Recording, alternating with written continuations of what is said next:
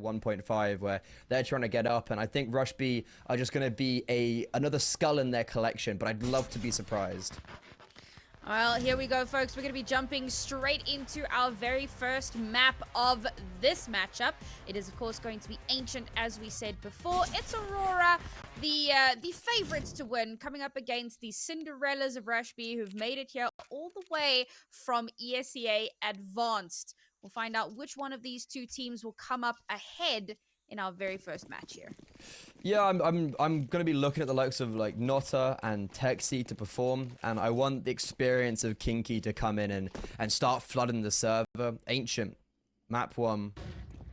It's Rush B's map pick. And they're gonna be splitting towards A, taking contact in middle, but Lackey, that's a good first frag. Needs to make sure he doesn't overextend. He's only on 6 HP, and now as he falls, he needs to be careful of CT potential. That's why Resalt's a little bit he's looking everywhere, you know, and he's only able to get 1. The A defense falls, and Rush B, this is a pretty good start on their map pick. Ooh, what a shot. And funnily enough, they did not, in fact, rush B. It was an A rush, and it worked out quite nicely. Now, Norwi, see if he can bring something back. No, nice little dink there from Kinky. A really solid first round here. Just get that round on the board, get that bomb planted, make sure that Aurora can really not kick back whatsoever. Now they have tons of cash to work with, so looking comfortable so far, and already a timeout. That's surprising. It's mental games. It's like truly. Yeah, we won the round. Let's get a bit of busy tweeting. Yeah, they're busy. Well, yeah, they're like, Aurora, what's happening? What's happening, guys? Aren't you supposed to win pistol rounds? Okay, well, we'll get that done and dusted and out of the way. And of course, coming into this next round, Aurora don't really have a hell of a lot to work with. We are actually seeing a few upgraded pistols, which I don't think is terrible, right? But it's definitely brave. With CT side economy, with just kind of how this map tends to play out. I don't love it, but I think it could work really well, particularly if they can hit those all-important shots, right?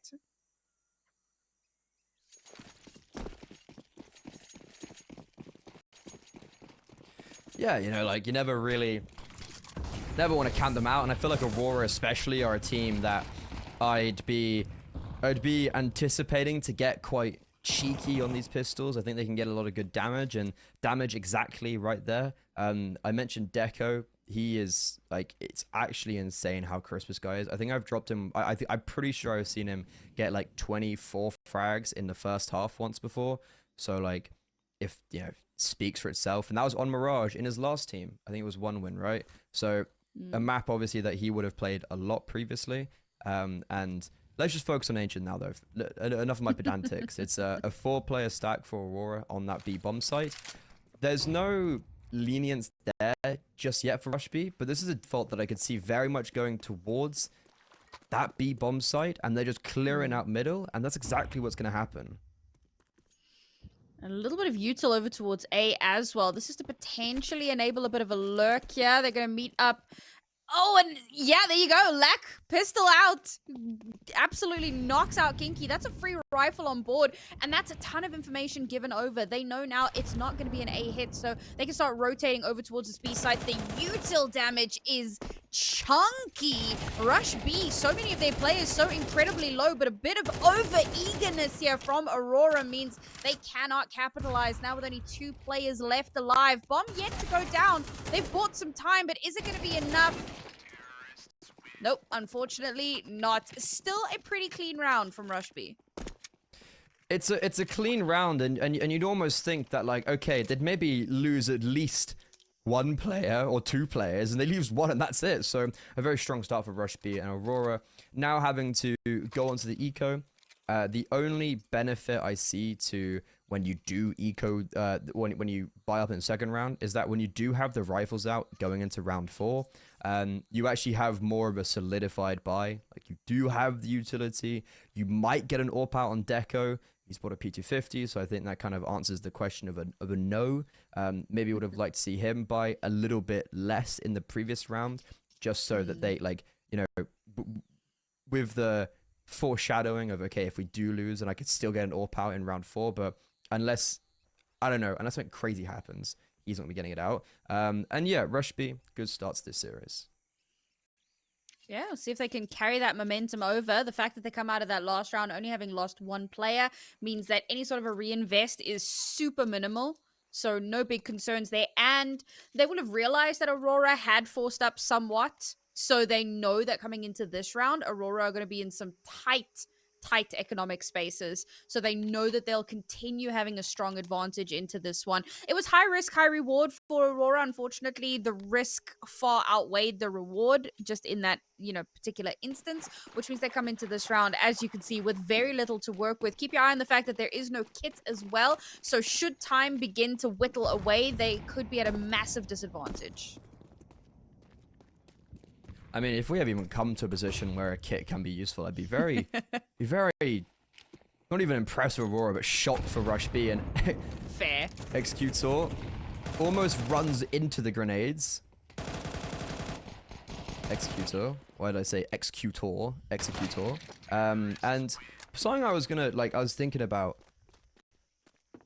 kind of surprised me a little bit and almost catches me a little bit off guard is when I see these type of games, it's like, okay, Aurora, like I've seen them heaps of times in the last whatever. Because of the amount of games that we end up going through in like the CCT, the Yalos, the Res, whatever you want to have, like it's very rare for me anyways to have a team like Rush B when I'm like, this is maybe the first time I've ever casted them. And I'm like, okay, that's what shocked me when I looked at their results. I was like, have they been playing anything? And the answer is no, they haven't. So I'm also like excited to watch the team because, they're doing well. So let's see why. All right. Oh, very aggressive from Kenzie, but it pays off. An instant first kill here.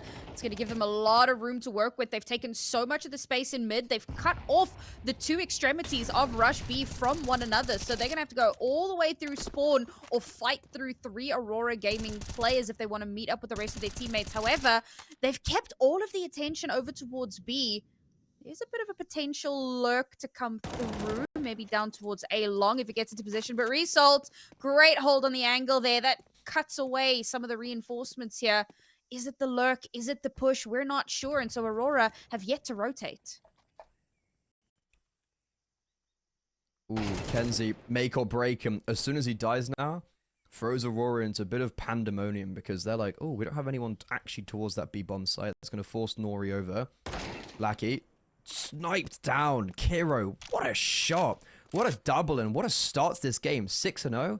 And all of a sudden, a 2-man deficit goes into a very winnable 3 versus 3 for Rush B. Oh, it started so well for Aurora, but Rush B played that very well, slowing down, waiting for Aurora to push and pull and prod.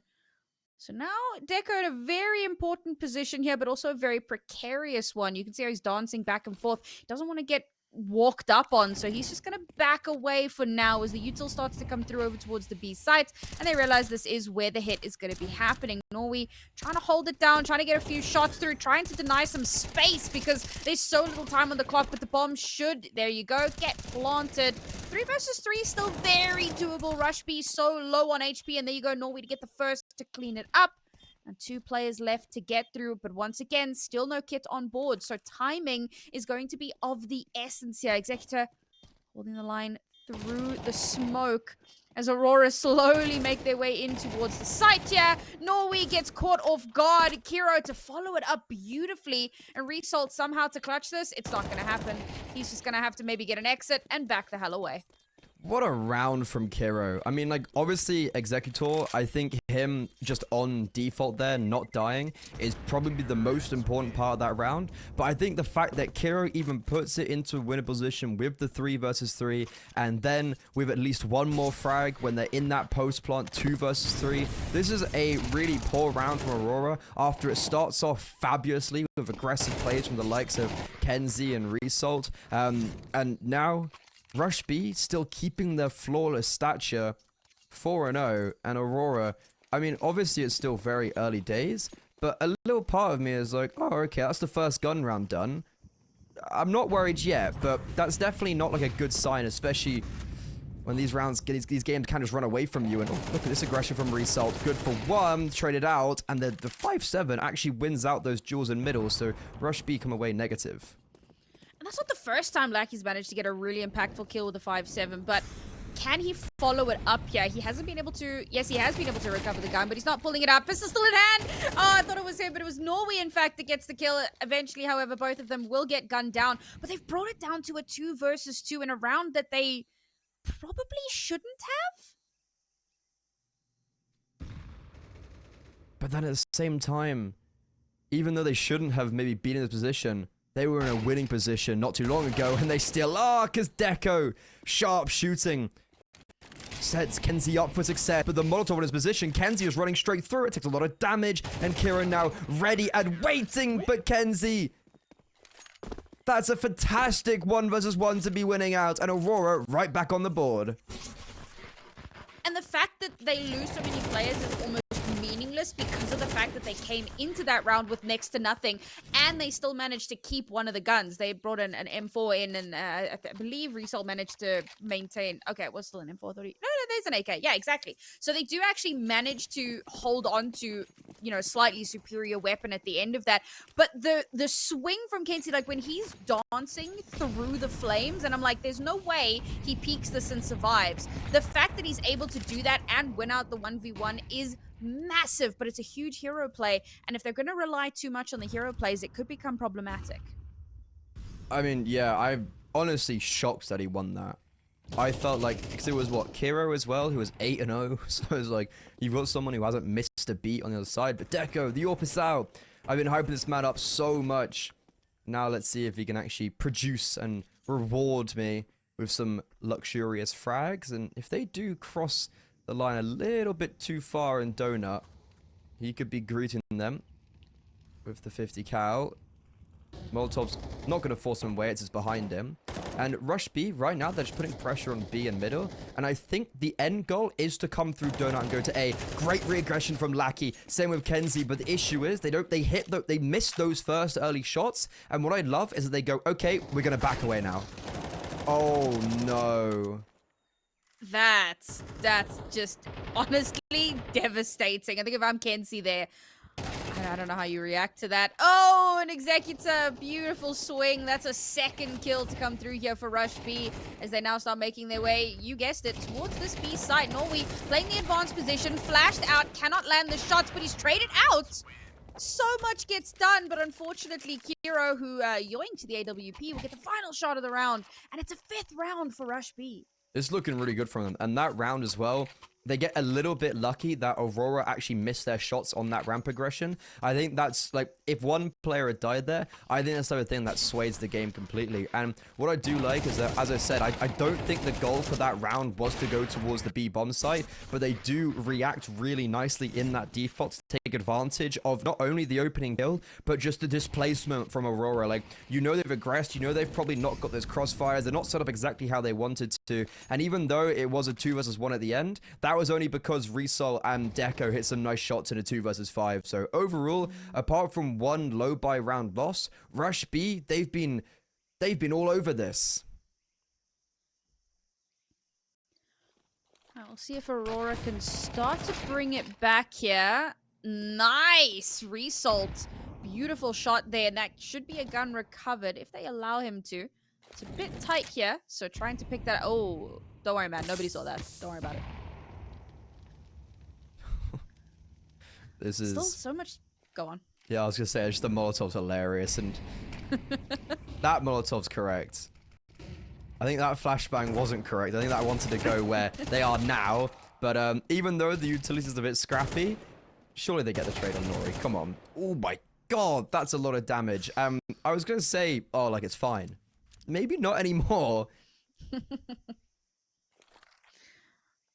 I mean, so you got 3 players left for Aurora, 1 with a rifle, 2 with deagles. Deagles can be powerful, and Lackey has done some crazy things with a pistol previously, so there's still a chance for it.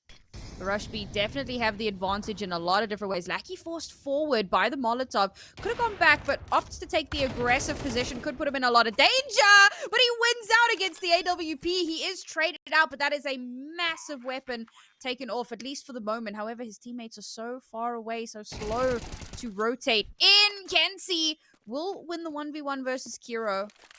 And now this is doable, but once again, there's still no kit. So this has to happen quickly, and that's why you'll see them rushing their way in, trying to make that space, trying to get in. They know there's one player left alive, not 100% sure where he is. He's tucked away deep in the corner. The trigger discipline and the spray is perfect. And it's another round for Rush B. That is a perfect 1 versus 2 play by Notta. He was maybe the one player I was like, okay, I'm expecting stuff from him. Mostly just because his stats are amazing. Like, in this tournament, he's been fantastic. And right there, I'm starting to understand why. He plays this magically. The Molotov, they had one Molo on the board for Aurora. And I think they put it towards shore or maybe towards cave entrance. And yeah, look, like they're clearing so many different angles and they just miss that one little tiny angle in Cubby and they get penalized for it. However, look at this. Executor, 10 frags. He's running out middle, not going to add any to his tally there. And that's a bit of a bold play where everybody was blind and luckily there's 3 middle. A lot of damage chunked away early on though. Oh, beautiful from Kenzie. Line him up, knock him down, but Kiro does trade it out. Advantage here, Aurora Gaming, and this is one of the strongest advantages they've had, I'd say, for the entire game. If they can't make this work, it would be devastating, and with Kiro getting that first shot off, the pins may start to fall against them. Aurora so far away from the site here, so a lot of space for Rush B to work with. And the AWP is doing work. The last 2 players are so low HP. Surely you just go for the save here, man. So you heard of Cast a Curse? Because I think that's a pretty good example of it. Round's not over just yet. Don't get me wrong, but I'm not gonna lie. Like this is rough, especially even though Texie's got a Galil. I think that's still a one. It's definitely a one to result. Won't be a one shot to deco on the body, but it's still like 2 shots plus, or just a dink is a 1 shot. Rush B, they play this really slowly, and I like it. They don't force any issues. They just wait, make sure they actually have time to get the bomb down. And I'm not completely sure they know where both players are. And there is a world that Aurora saved this if they can't find a frag soon because there's no kit. But Texie seems pretty convinced as a player coming ramp. He's correct, but needs to be careful of CT because that's exactly where the second is. And oh, now it's just Kiro left with the AWP. Can't capitalize on the low HP like the rifle can. And Result drives by him. Sure, Aurora, they win the round, but that is a lot closer than we would have ever anticipated. Whew, it's a great turnaround there, and I'll be honest, if that AWP shot misses, that round falls apart. That was such a huge moment because it allows the space needed for the wide swing to come through and get that final kill. I think that plays out perfectly well for Aurora, even with their low HP. Very, very brave. I mean, I said it like, don't you just want to save, guys? But no, they actually do manage to. I mean, they do save. They saved the entire damn round. However, there's still a lot to be done here for the CT side, right? We've got 4 rounds left in this half. They've finally managed to make something happen. The good news is, with how close these rounds have been, Rush B don't have all the money in the world to work with. So, I mean, you got Kinky down on a Mac 10. They're severely limited in utility. This is a great chance for Aurora to bring it back.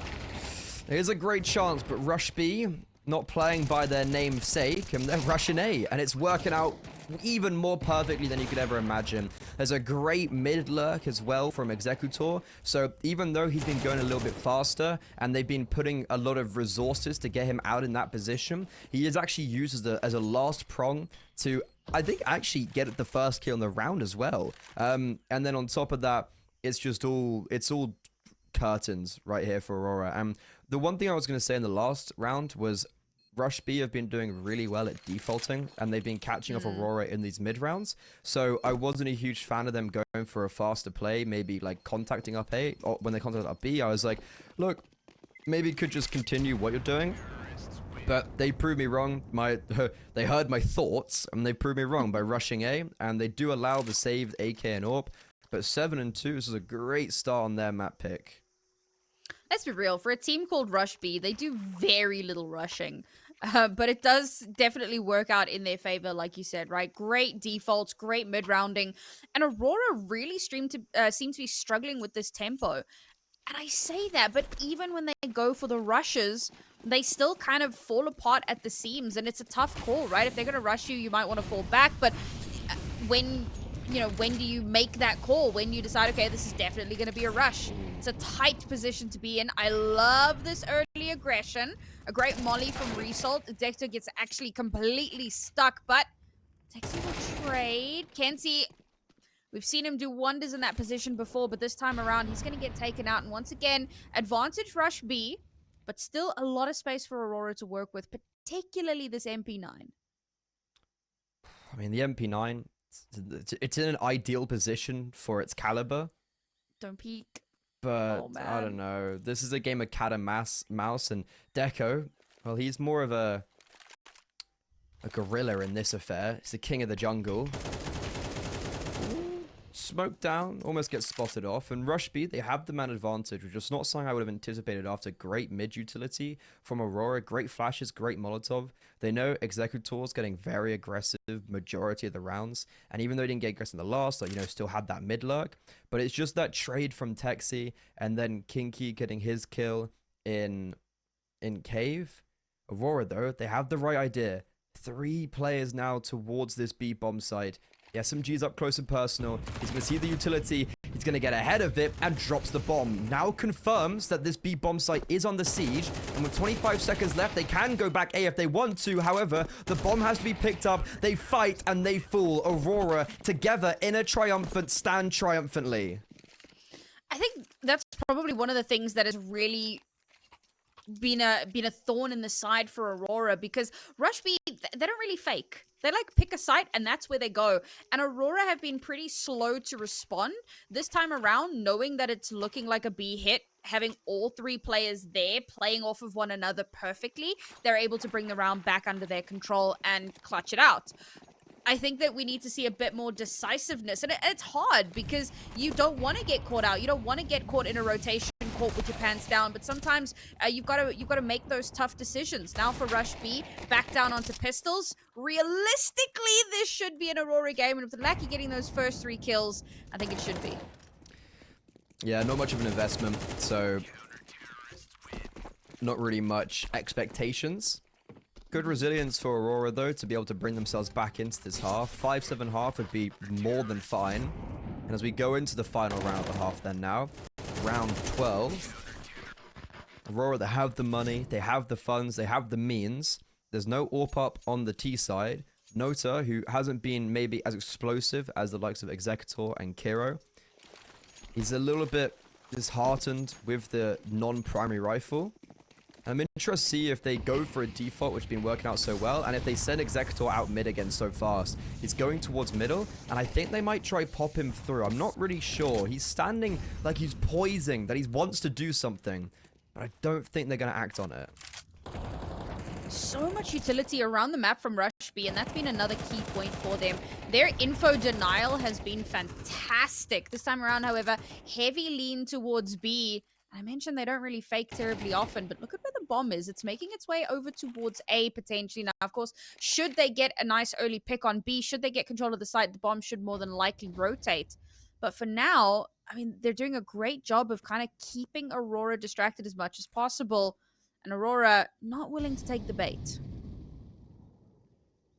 They have Lackey in Red Room, but he's going to get smoked off. So now all of mid control capitulated.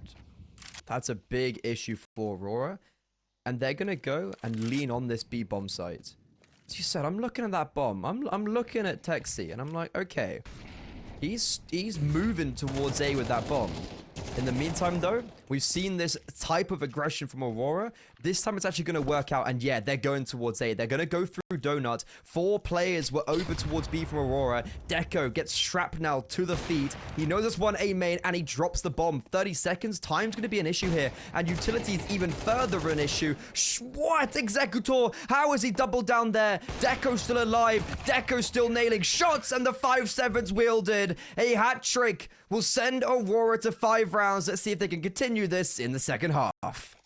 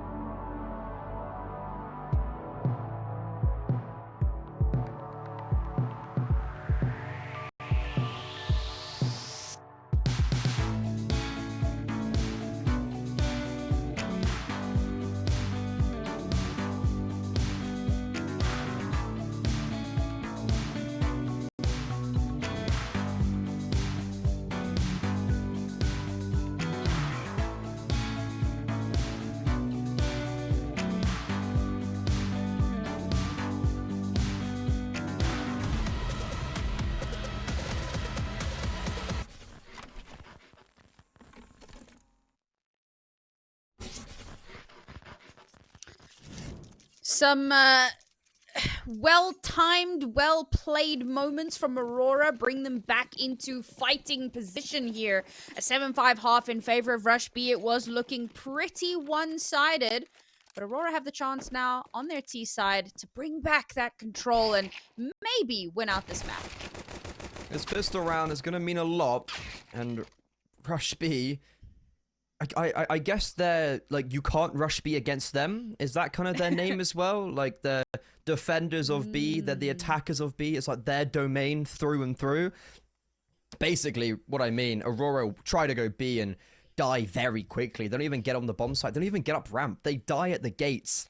We were talking about gatekeepers a little bit earlier on. I think you were actually referring to Aurora at the time, but it seems Rush B might just be the gatekeepers of the B site. Aurora have a serious uphill battle ahead of them here if they want to try and wrestle back some control in this round. A bomb plant would be phenomenal. If they could win the round, that would be pure magic, but it seems unlikely at this early stage. 50 seconds left here, and ooh, Kenzie pins it in from both sides. And it's another round, another pistol to go in favor of Rush B.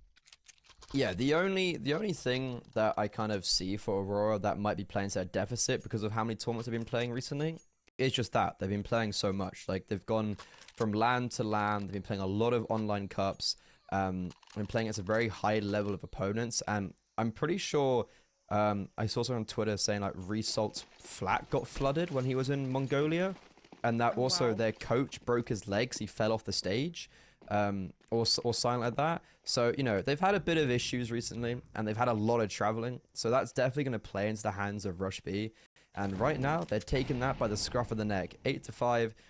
That's Rush B winning both pistol rounds? Yep. Both pistol rounds. And also, well, if they win this next gun round, we could be going to Mirage with Rush B a map lead. Bearing in mind, of course, this is their map pick. So, slight caveat that is worth bearing in mind. You said yourself, there is the chance of a third map. And if there was any place for it to happen, it would kick off here on Ancient. As we get our little death ball heading its way up towards mid here. Oh, they don't check. Oh, he's only good for one, but thankfully there's a nice little crossfire set up here. And it's an absolute bloodbath in mid with Rush B only losing one player. As we get into the first gun round, I just took a quick look at the other scores. Sangal are up on Ancient as well, 9-3. It's their map pick. Oof. And big shout out to Youngster. He put a tweet out yesterday being talking about his development. It's like 1 year ago, I was watching Saw demos to see how I can improve, and today we beat them in the playoffs in the lower bracket. So it's really cool to see Sangal doing well. And I think Koi are up 6-1. I saw. If I'm not mistaken. Yeah, Koi up 6-1 on Sinner's map pick on Inferno. So we've got a lot of Ancient. We've got a lot of rumbles in the jungle. And Rush B, they're certainly rustling some feathers. First gun round. And Kinky, what? Okay, that's like the easiest opening frag you're ever going to get in your life. Kenzie just seemingly not even aware there could be someone at cave. That's an instant man advantage, a 2-for-1 trade. Rush B, they have control of lane, but they might be forced to give it up. Kiro, this is bold, and he does push through that smoke, gets a dink, and now all of a sudden, Aurora, because of the aggression from Rush B, have now backed the advantage. Couple of players very low on HP though, so a stray bullet would very quickly turn things back in Rush B's favor. And Aurora have kind of stalled out a little bit here. They've got just under a minute left, so there is some time to play with, but they're giving Rush B so much space. Not going to come around the corner here. Gets his head blown right off by Lackey. And now Kinky re-peeks it, manages to get the kill there, but instantly swung upon. And Aurora will bite back and get themselves another round here. Only a 3-round deficit. And it was a great round from them as well. Yeah, they do get a little bit lucky, I want to say, where the first 2 kills come in very lackadaisically. Aurora do allow for Kinky to get a double with the MP9, but then it's just Rush B trying to keep hold of this space And that was their issue. They tried to keep hold of it and did so very aggressively and individualistically. And I think that's something that I praised Aurora for on their CT side. When things were going a little bit wrong at lane, they instantly backed away. And that was one positive on their CT side that we've already seen as a negative for Rush B's. And up on the low buy, up on the pistols, Kinky has loads of money because of the MP9s and like not dying, getting kills. So he's going to have... Well, they have 1900 loss bonus, so he's going to have something like 9k in the next round where he can drop an AWP over and maybe even like another rifle. So money shouldn't be an issue for Rush B, even though they've got such low loss bonus.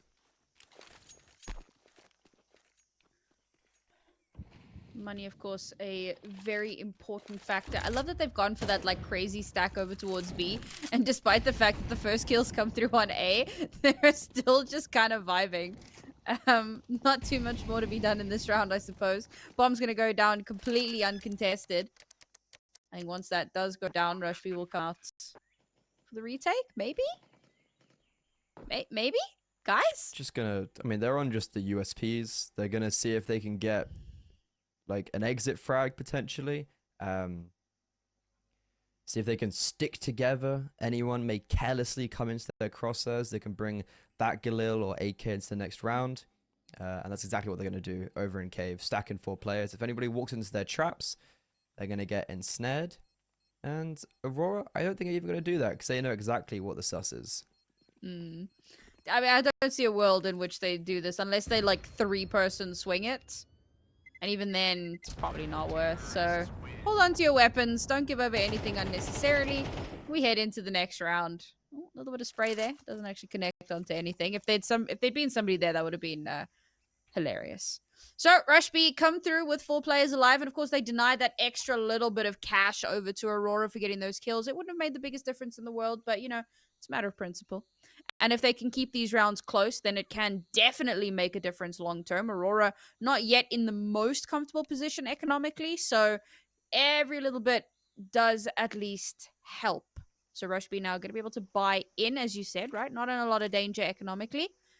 1 round away from double digits, but Aurora on this T side have slowly started to claw their way back into contention. Yeah, that was a really, really big pickup for Aurora winning that gun round. For Aurora winning that gun round, kind of maybe because of Rush B's negligence. And they've done well against the eco, but as I said, I think money should be good. We'd expect the AWP out early on the TD side. Kinky can then buy a rifle for himself, so I think we're going to be completely fine with weaponry. Maybe...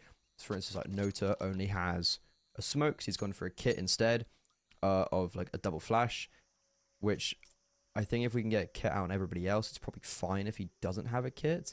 But yeah, money should be good. I've got a small match pause, and then when we get back into the game, this will be that full buy. I imagine that this is a bit of a tech issue, so hopefully we'll get that sorted out as quickly as possible.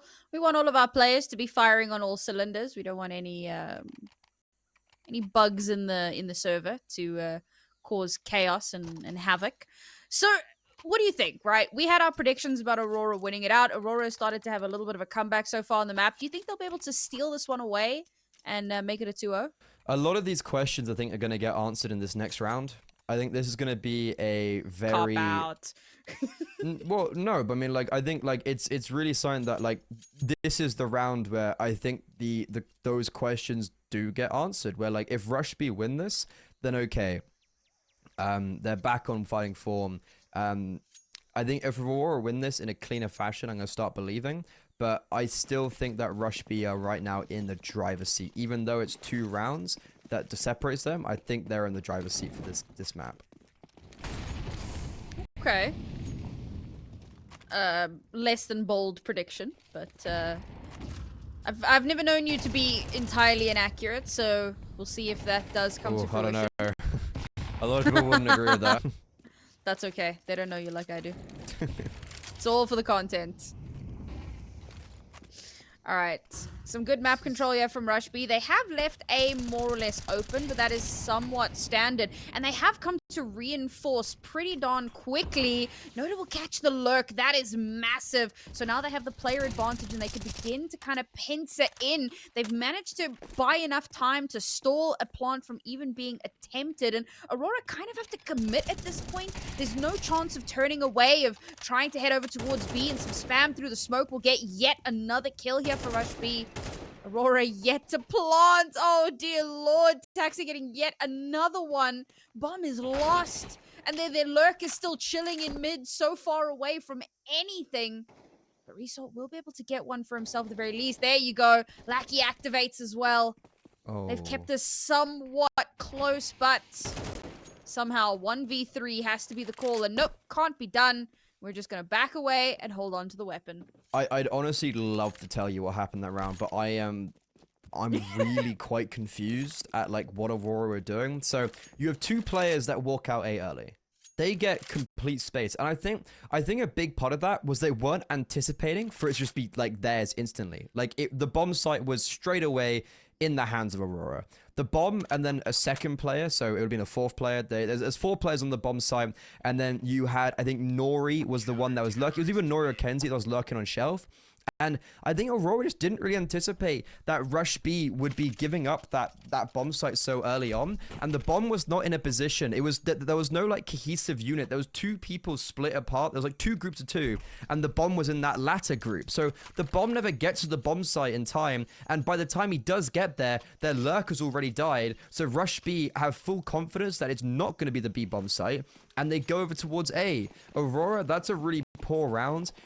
If they, like, I think, yeah, I think Rush B have it. This is, like, just a really poor T-side round. And especially if this round goes in favor of Rush B, then look, money is completely dumb. And I think we're going to Mirage. And, yeah, that's another great opening kill to further their point. This mid-aggression has been so difficult for Aurora to contend with. So Rush B will open it up with yet another one. And again, I mean, this map control from them has been fantastic round after round. They don't give Aurora a lot of space to do anything kind of sneaky or do anything cheeky. Instead, Aurora find themselves having to stick to fairly set patterns unless they can get early kills, unless they can find the space they need to rotate. Again, losing that first player so early on, they have to stall out, they have to wait, they have to try and find some information because they know they're at a massive disadvantage.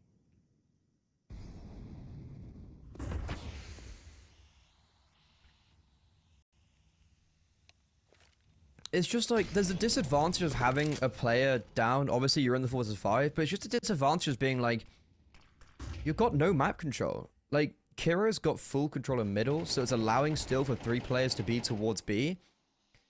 And now, I'm pretty sure the information's there. Like, executes come through. They're playing a little bit slow, so trying to seed the seeds of confusion into the heads of Rush B. 1 for 1, and now it's this double stacking cave that actually gets dismantled.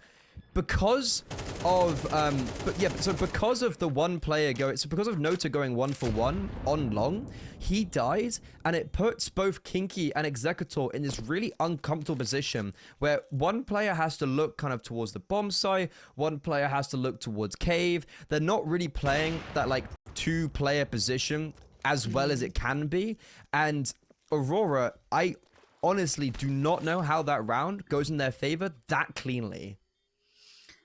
Yeah, it was a bit unfortunate. Like you said, right, the kill onto Nota makes a huge difference. I think that maybe Nota plays a little bit too aggressively there. And to be fair, he does manage to get that first kill. But the fact that he's not able to back away, get off of site, and regroup with the rest of the team, like you said, leaves the B site pretty free and clear just because of the fact that Rush B went for that high-low scenario in cave, whereas they could have had, you know, a different setup. And if they'd had a different setup, maybe that round goes differently. But they gambled on a particular play and it didn't work out, and it just crumbles around them. And I mean, Aurora, to their credits, they play off of that really, really well. I like the fact that they stall out a little bit, they wait, they take a moment, they try to re-clear mid, and they also give Lackey time to reposition to get through mid and to be able to group up with the rest of the team playing off of that flash. So well played from Aurora at the very least to keep things competitive. And now Rush B are on a really, really wonky buy. Ooh, okay. They're on a wonky buy, yeah. not the most ideal with 5-7s and FAMASs. But, of course, it's the FAMAS that gets the opening kill, because why not? And Rush B have been definitely they've controlled mid, I feel like, this whole game. On both the T side and the City side. On T side, you had specifically Executor running through, and he was charging in. And in this half, it's just been very good defaults from them. Mentioning Executor and kind of mentioning someone like Kiro, I think they were both 10-2 at one stage, or within those same realms. So they've both obviously maybe stopped fragging out a little bit after they had that really early start, and that's maybe why Aurora have been able to close the gap. It does make a huge difference. Yeah, I think Kiro was actually 7-0 at a point. Like this map kicked off at a ridiculous tear for them.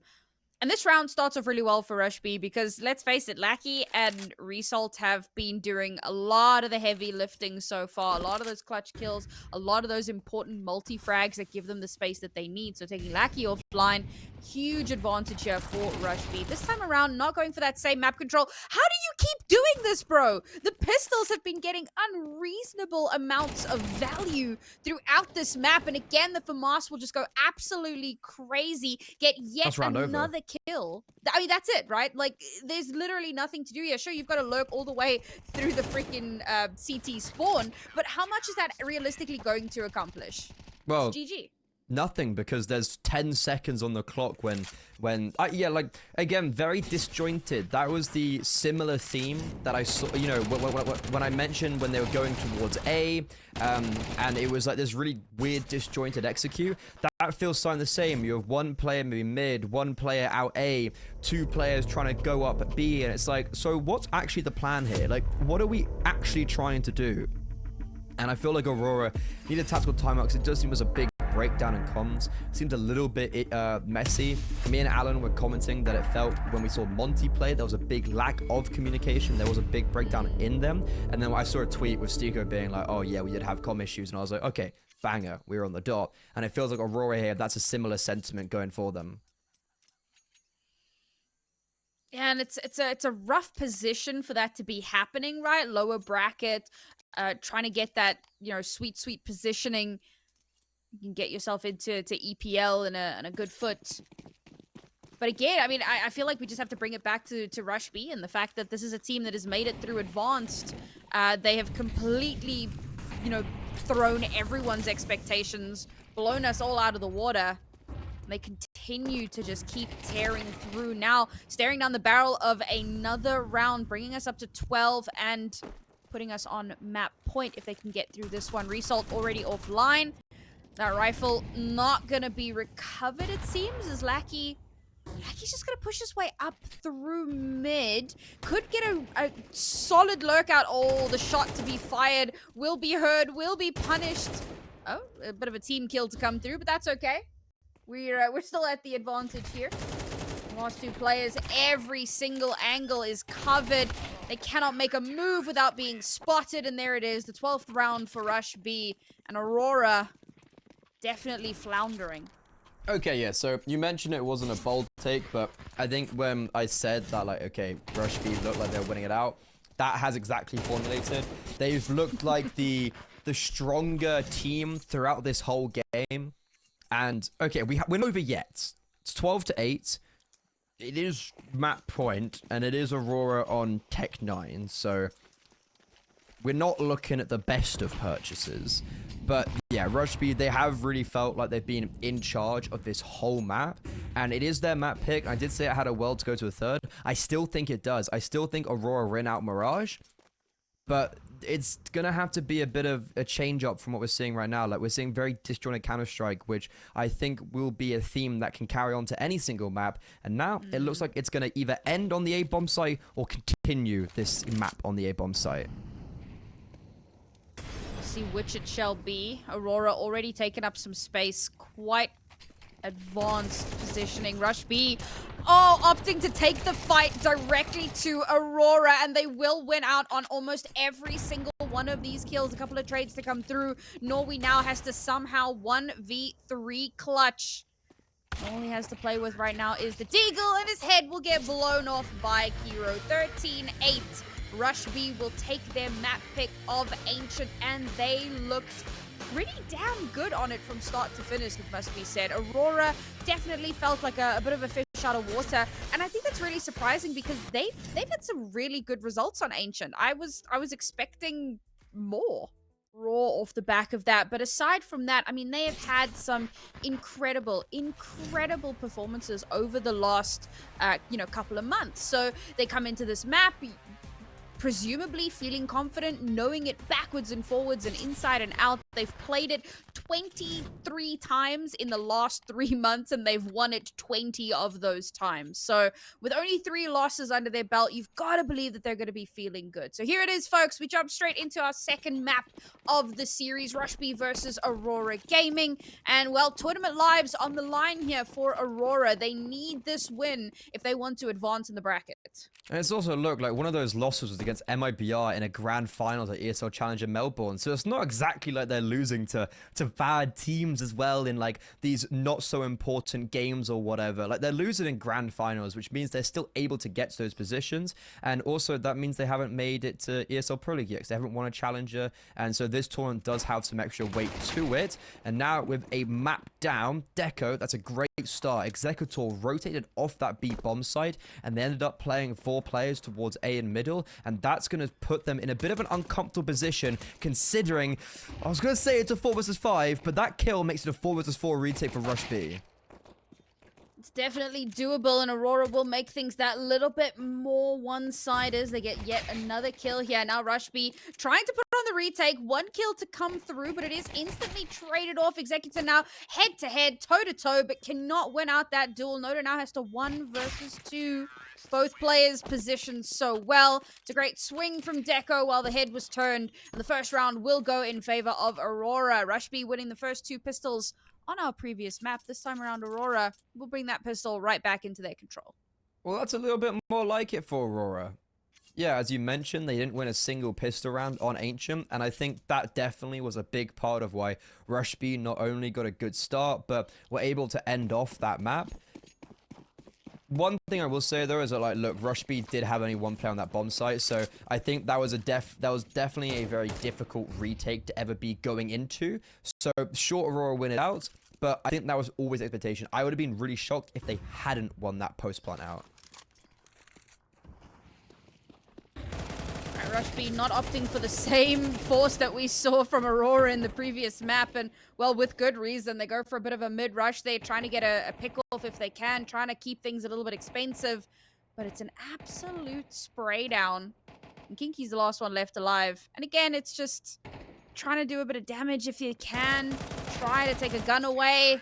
Not going to be allowed to happen. Another round in favor of Aurora. Pretty much as we expected that one to go. Yeah, that flash did make me a little bit tentative. Like, look, there's a lot of blind faces, but I think there was like 1 or 2 that weren't, so all good. Rush B on the rifles. Everybody, it's a full rifle round. There's 2 Galils out for Lackey and Kenzie, but apart from that, everybody's on their primary weapons, and this is a big litmus test for me. It's like, okay, Aurora, this is your map. You had a pretty difficult first map. Now let's prove why you're so good in general and also on Mirage. It's not a good start. Yeah, I mean, it's great for Rush B at the very least, you know, try and bring things back under their control. We've had a lot of util all across the map here. It's all meant to distract. It's smoke and mirrors as the push does come in towards this A site. You know, they do have control of the site, and bomb should get planted here, completely uncontested. Oh, wow. As the bomb goes down, that's when the contestation comes through. The spam through the smoke will connect. And with only 3 players left alive here for Aurora, this hold is going to have to be immaculate, and they're just not making it work. Deco, however, keeping it competitive. 2 versus 3. Oh, beautiful shot from Wrestle to ring through. Tap on the bomb to try to pull some heads out. Executor, what a shot! And the final shot into Palace will come through from Kinky. A great retake here from Rush B. It looked like Aurora were going to bring it back, but Rush B just hold it down. And I want to say it's a great round from Executor. On the face of it, it's only one frag, so you're like, oh, why are you hyping him up? Because that first kill was found because of him. I'm not sure if we're going to have it on the replay. Yeah, look at him how blind he is. Guess why he's blind? Because Executor threw a fantastic flashbang from short. Deco almost changes the tides and changes the fortunes of Aurora. But when he gets into connector, he can't hit maybe the easier shot of the three as well, which is, you know, you hit the harder ones, you hit the double spray down, but then you can't hit someone who's not even really looking at you. Great first round for Rush B to be picking up. It's a great opener. It does get a little bit close towards the end, but they end up closing it off. Now Rush B gonna be happy with that one. But Aurora still have some cash to work with. Of course, that would have been the bonus round, so have something to bring into this round. However, losing this round will put them in a tight spot. Acutely aware of that, Kenzie locks in. And that's going to get the very first kill, rather, for this round. Give the advantage over. A nice default here as Rush B give over some space. We saw them take far more aggressive control on Ancient. This time around, however, they're going to play things a little bit more passive. Wait to see what Aurora do. They've left B relatively unguarded, so they're looking to play a full retake here.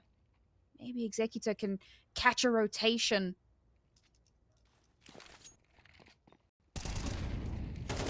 And there it is, the first kill to come through. However, Kenzie with the backstab shuts him down. That's the B site, free and clear. Bomb to get planted, completely uncontested. And, well, for the rest of Rush B, a 3-person save?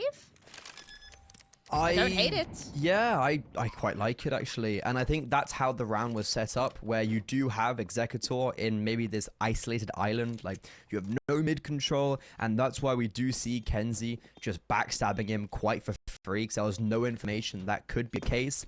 Rush B, they lose the opening kill in connector, and then do put their forces on one side of the extremity to go, look, if you come here, we're going to win out the round. If you go to B, we're going to bite the bullet.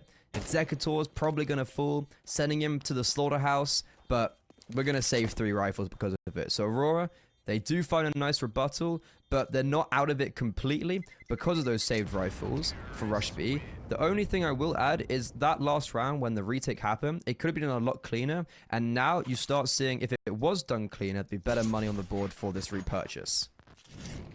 I think a lot of that comes down to that map control, right? Like the fact that Executor is so easily backstabbed here that, you know, you're able to thread the needle and completely circumvent the entirety of Rush B to then get that kill onto the solo B anchor and completely open up that site. It's not ideal. It's not the best position. And I understand Rush B, you know, they didn't have a lot to work with there. It was a little bit of a gamble, but it didn't pay off. So now they come through with the saved weapons from the previous round. Plus 2 USPSs. Not terribly much more to work with. 1 kit on board at least, so if they can keep this close, then there is a world in which they can steal this away.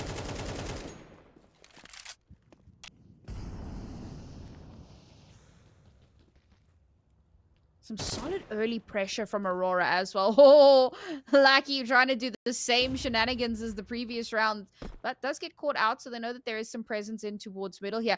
They've pulled the rotation off. The A site is completely free and clear with just a little bit of noise made over towards the B site. Rush B have left A entirely unguarded.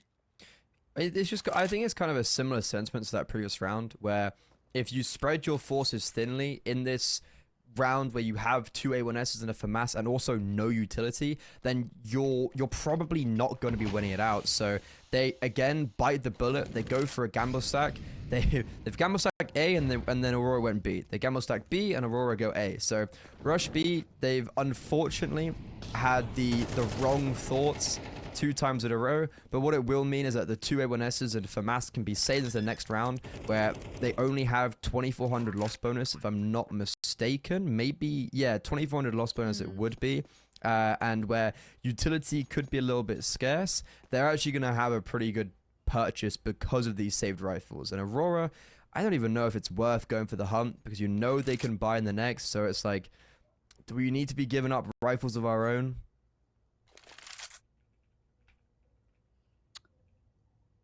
Okay, apparently.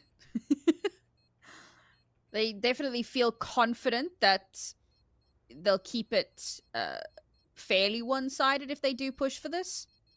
But it looks like no. Instead, they'll just kind of hold a couple of angles and see if Rush B actually do peek out. And of course, Rush B have no reason to.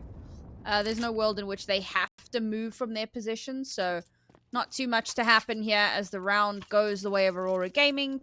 Completely clean, as Rush B had totally evacuated the site.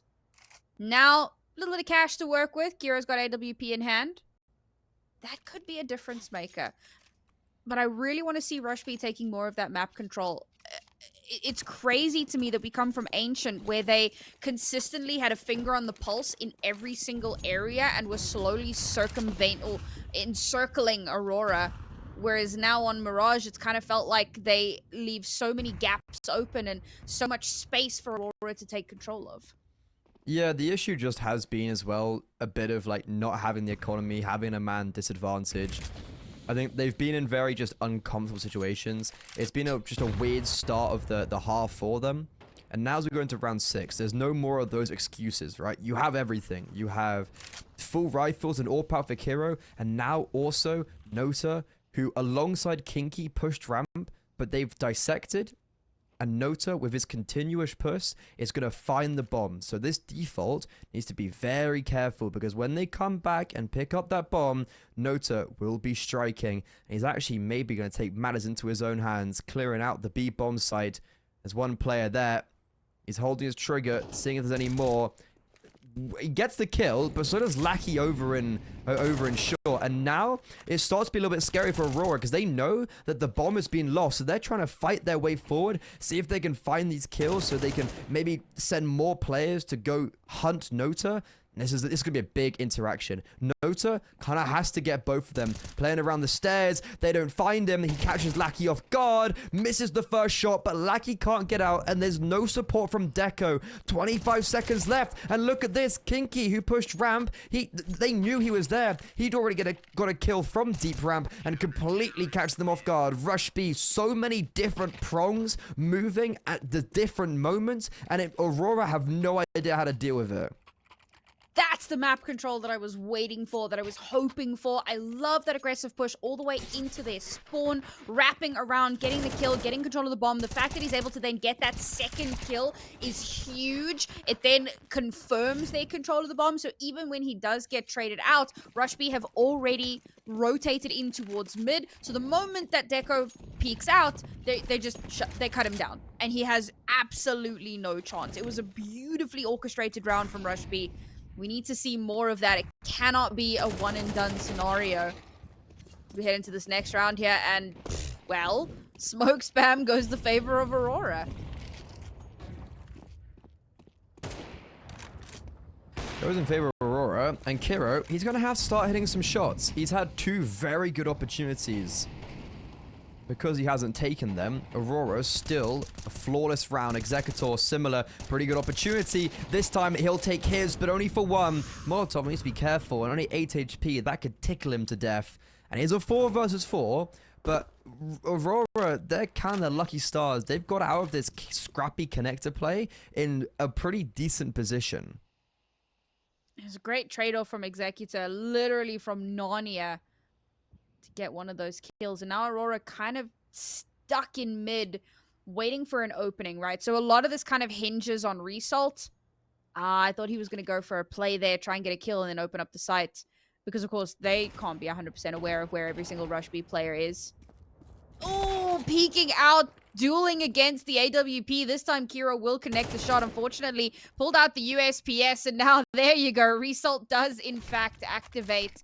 Only 2 players left alive here for Rush B. That flash did not really do what he wanted it to do. And now he's the last one left alive. He'll get killed in the murder hole. And it's around in favor of Aurora. A great recovery from them. A great recovery when there was a very clear sign that it could have been like a 5 versus 2.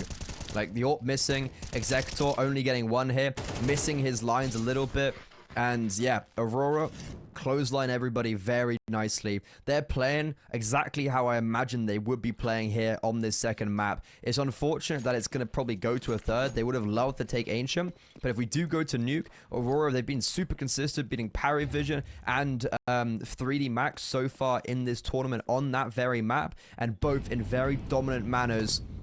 I mean, this is not over just yet, but I think Aurora, they're just playing Mirage exactly how I anticipate. And when we go on that CT side, Deco, he's going to be an absolute monster. Not quite there just yet. The one rifle for Rush B, holding it down in mid. Instantly flushed out. A nice little bit of util dumping. Just to force a bit of space. This should be a fairly simple round for Aurora, but I do like that they maintain this kind of slower pace. They're continuing to respect Rush B. I mean, we've seen what they can do with pistols on our previous map, and there you go. the widest swing, the Ferrari peak to get one. Unfortunately, Kiro can't follow it up with another. Their rifle is still in play. Kinky's going to have to hit some beautiful shots here if they're going to make this salvageable. And there's a world in which he just gets the hell out of Dodge and allows those pistols to try to play for exits.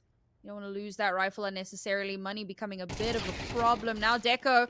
Oh, that's heartbreaking. The follow-up doesn't come through, so Deco's good for a second. The Zeus, surely not. Okay. Okay. If that had gotten a kill, I would absolutely lost it. But it's a beautiful three-piece for Deco to close out that round. I don't know if beautiful's the word, but it definitely is like, it's a nice three-piece. And it's good that they keep it flawless, right, against the ecos. So yeah. Good money being saved up in the bank. No AWP out for Deco. He had an AWP, but he's dropped it. He had an AWP in this round, I'm pretty sure. Yeah,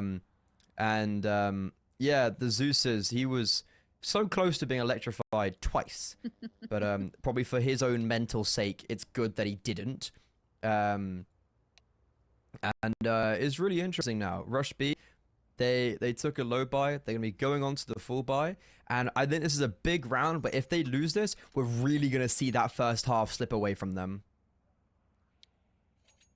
Yeah, we've got a pause to come through, so we'll give that a moment to resolve itself. Again, more than likely a technical issue, but hopefully it gets resolved fairly quickly. And to be fair, we saw a very similar start to Ancient, just obviously on the reverse.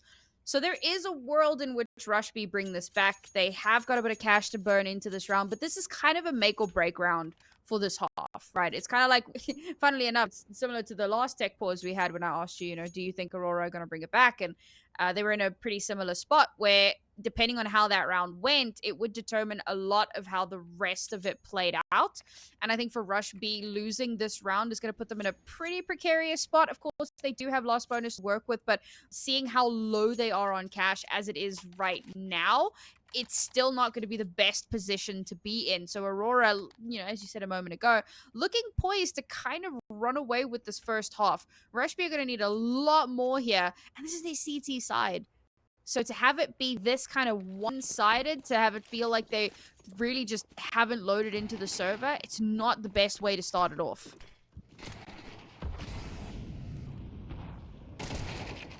Ooh, and that's not a great start. Result, he was our player to watch, and he contacts out ramp, not unable to get the second, and Deco, oh, that was a lumbered trade, but it came in, and it also came in pretty cleanly in regards to he hasn't lost much HP, so that's round over.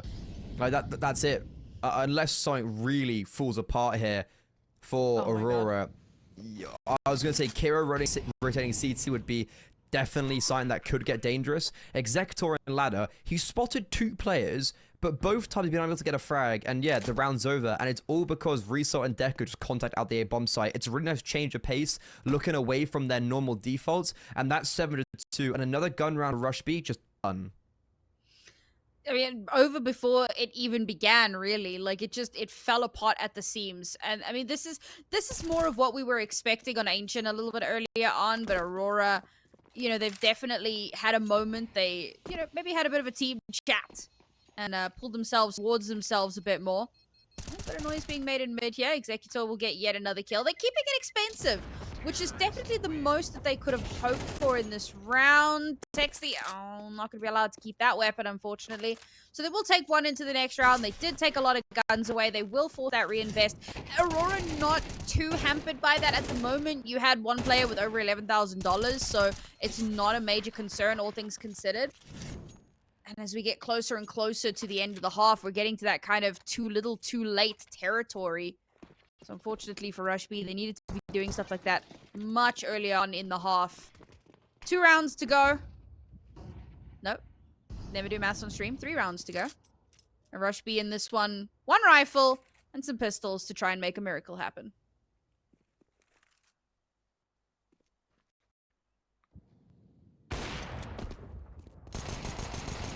Yeah, this is the deco I know and love.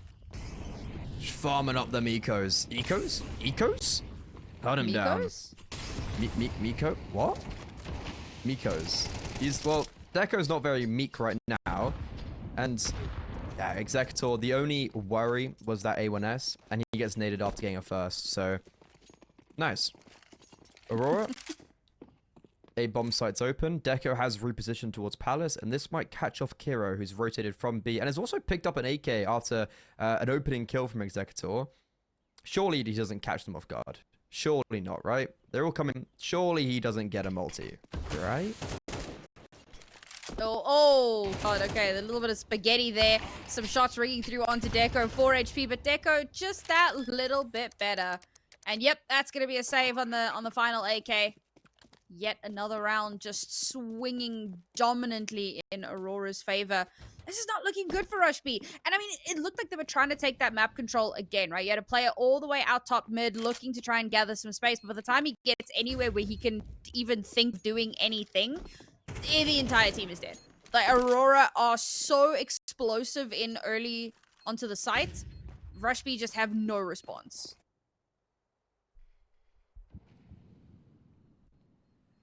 Eight to 2.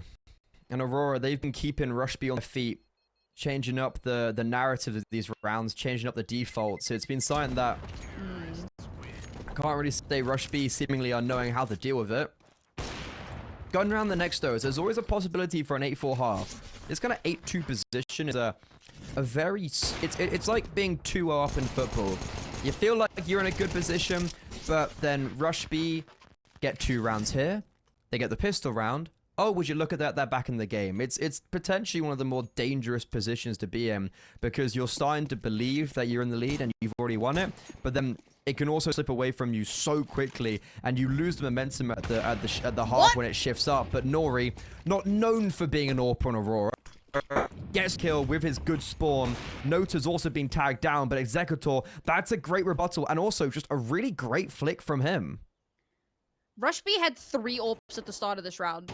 Hero died, so that's 1 AWP offline. They have another 2 AWPs. 1 has just gotten kill, but this kind of screams to me of like mental demolition and like everybody's kind of playing for their 1. It's a really, really risky decision to make. I guess it could pay off. When you got 3 AWPs, you have so many sightlines held down, but the trades are so possible at that point. So now they leave 1 AWP all the way over towards apartments, which could be massive because if Norwi keeps going here, if Norwi gets caught out and loses, nah, okay. He's rotating back. He's going through spawn. He's not risking running into an AWP. That is the correct call to make, except unbeknownst to them, yet another AWP lies in wait over on the A side. Executor with the AK will get 1 Norwi to follow up. And this is slowly becoming a winnable round for Rush B. Well, I think they had to be able to get that kill in ramp, but oh no, Norwi just peeks out and falls. Lackey does not anticipate so many players to be here, and that just is it. Rush B actually had a really good read on this, but it's not over. Result, we've been hyping him up, and he hasn't really been producing anything so far. Knows the AWPer, hears him dropping, finds the frag, cannot connect the first bullet headshot, and Executor with the wide swing gives Rush B their 3rd round, but it's very close considering there was basically 4 players there for Rush B. And unbelievably costly for Rush B as well. Being willing to invest into 3 AWPs just to try and get a round on the board. that is a desperation cry if ever I've heard one, and they are able to recover the AWP, so they bring that into this round, but it's being complemented by 2 M4s, a FAMAS and an MP9. Not the greatest position to be in, while Aurora are fully kitted out. Absolutely nothing detrimental on their side. Oh god, he turned around! Oh no, Result pulls away the attention. Rush B go for an aggressive push in towards mid, and Aurora just slowly dismantle them. Kiro will be good for 1, but there's so much more to be done in this round. Texi will get yet another, keeping it costly, keeping it contested. But where is the bomb? The bomb is in Narnia. If Rush B can just keep things under their control a little bit longer, stay alive. But Kenzie is rotated in. Texi cannot win with that for Mars, and the last player left is Kiro. Down long with the AWP, misses an important shot, and there it is, a 9-3 half for Aurora to take it away. Will they win it out on their map pick? Find out after this break.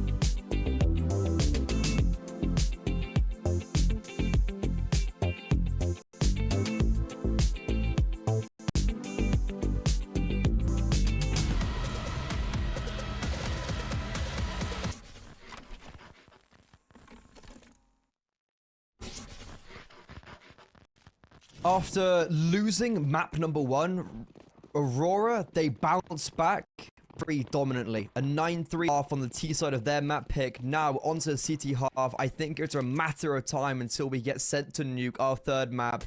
And it's going to be a Rush B. Well, in the name, here they go. Does it pay dividends? Yes, it does. And that's why they're called Rush B. We finally saw it. 1.5 maps later. But the B rush does come to fruition. Now Aurora have to try to retake this site with only 3 players left alive. 1 player going on a wild flanking mission through spawn. I'm not sure too much is going to happen there. I think they're just going to try and hold on to that little bit of armor and the kit. Just, you know what? It's fine. You can have this round. We'll come back in the next round. Don't worry about it, guys.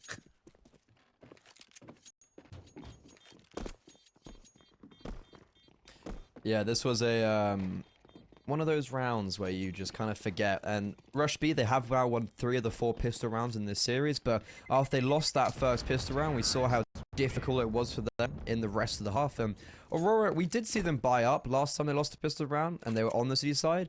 And because they've got Kenzie and Deco on armor as well, I was going to say, like, I think we do just see a purchase up, and that's exactly what's going to be the case. No head armor for Deco or Kenzie, but it's going to be the Scout for Mass, and then MP9, 5.7. There's also a kit on Lackey as well, because he had the kit from the pistol round. So this is actually a pretty decent purge from Aurora, with actually 2 Scouts in the mixture. Has a lot to play with, yeah, and 2 scouts. I mean, well, it's not exactly 3 AWPs, but you know, it's still pretty exciting in its own right. It's like the younger brother. 3 AWP's younger brother.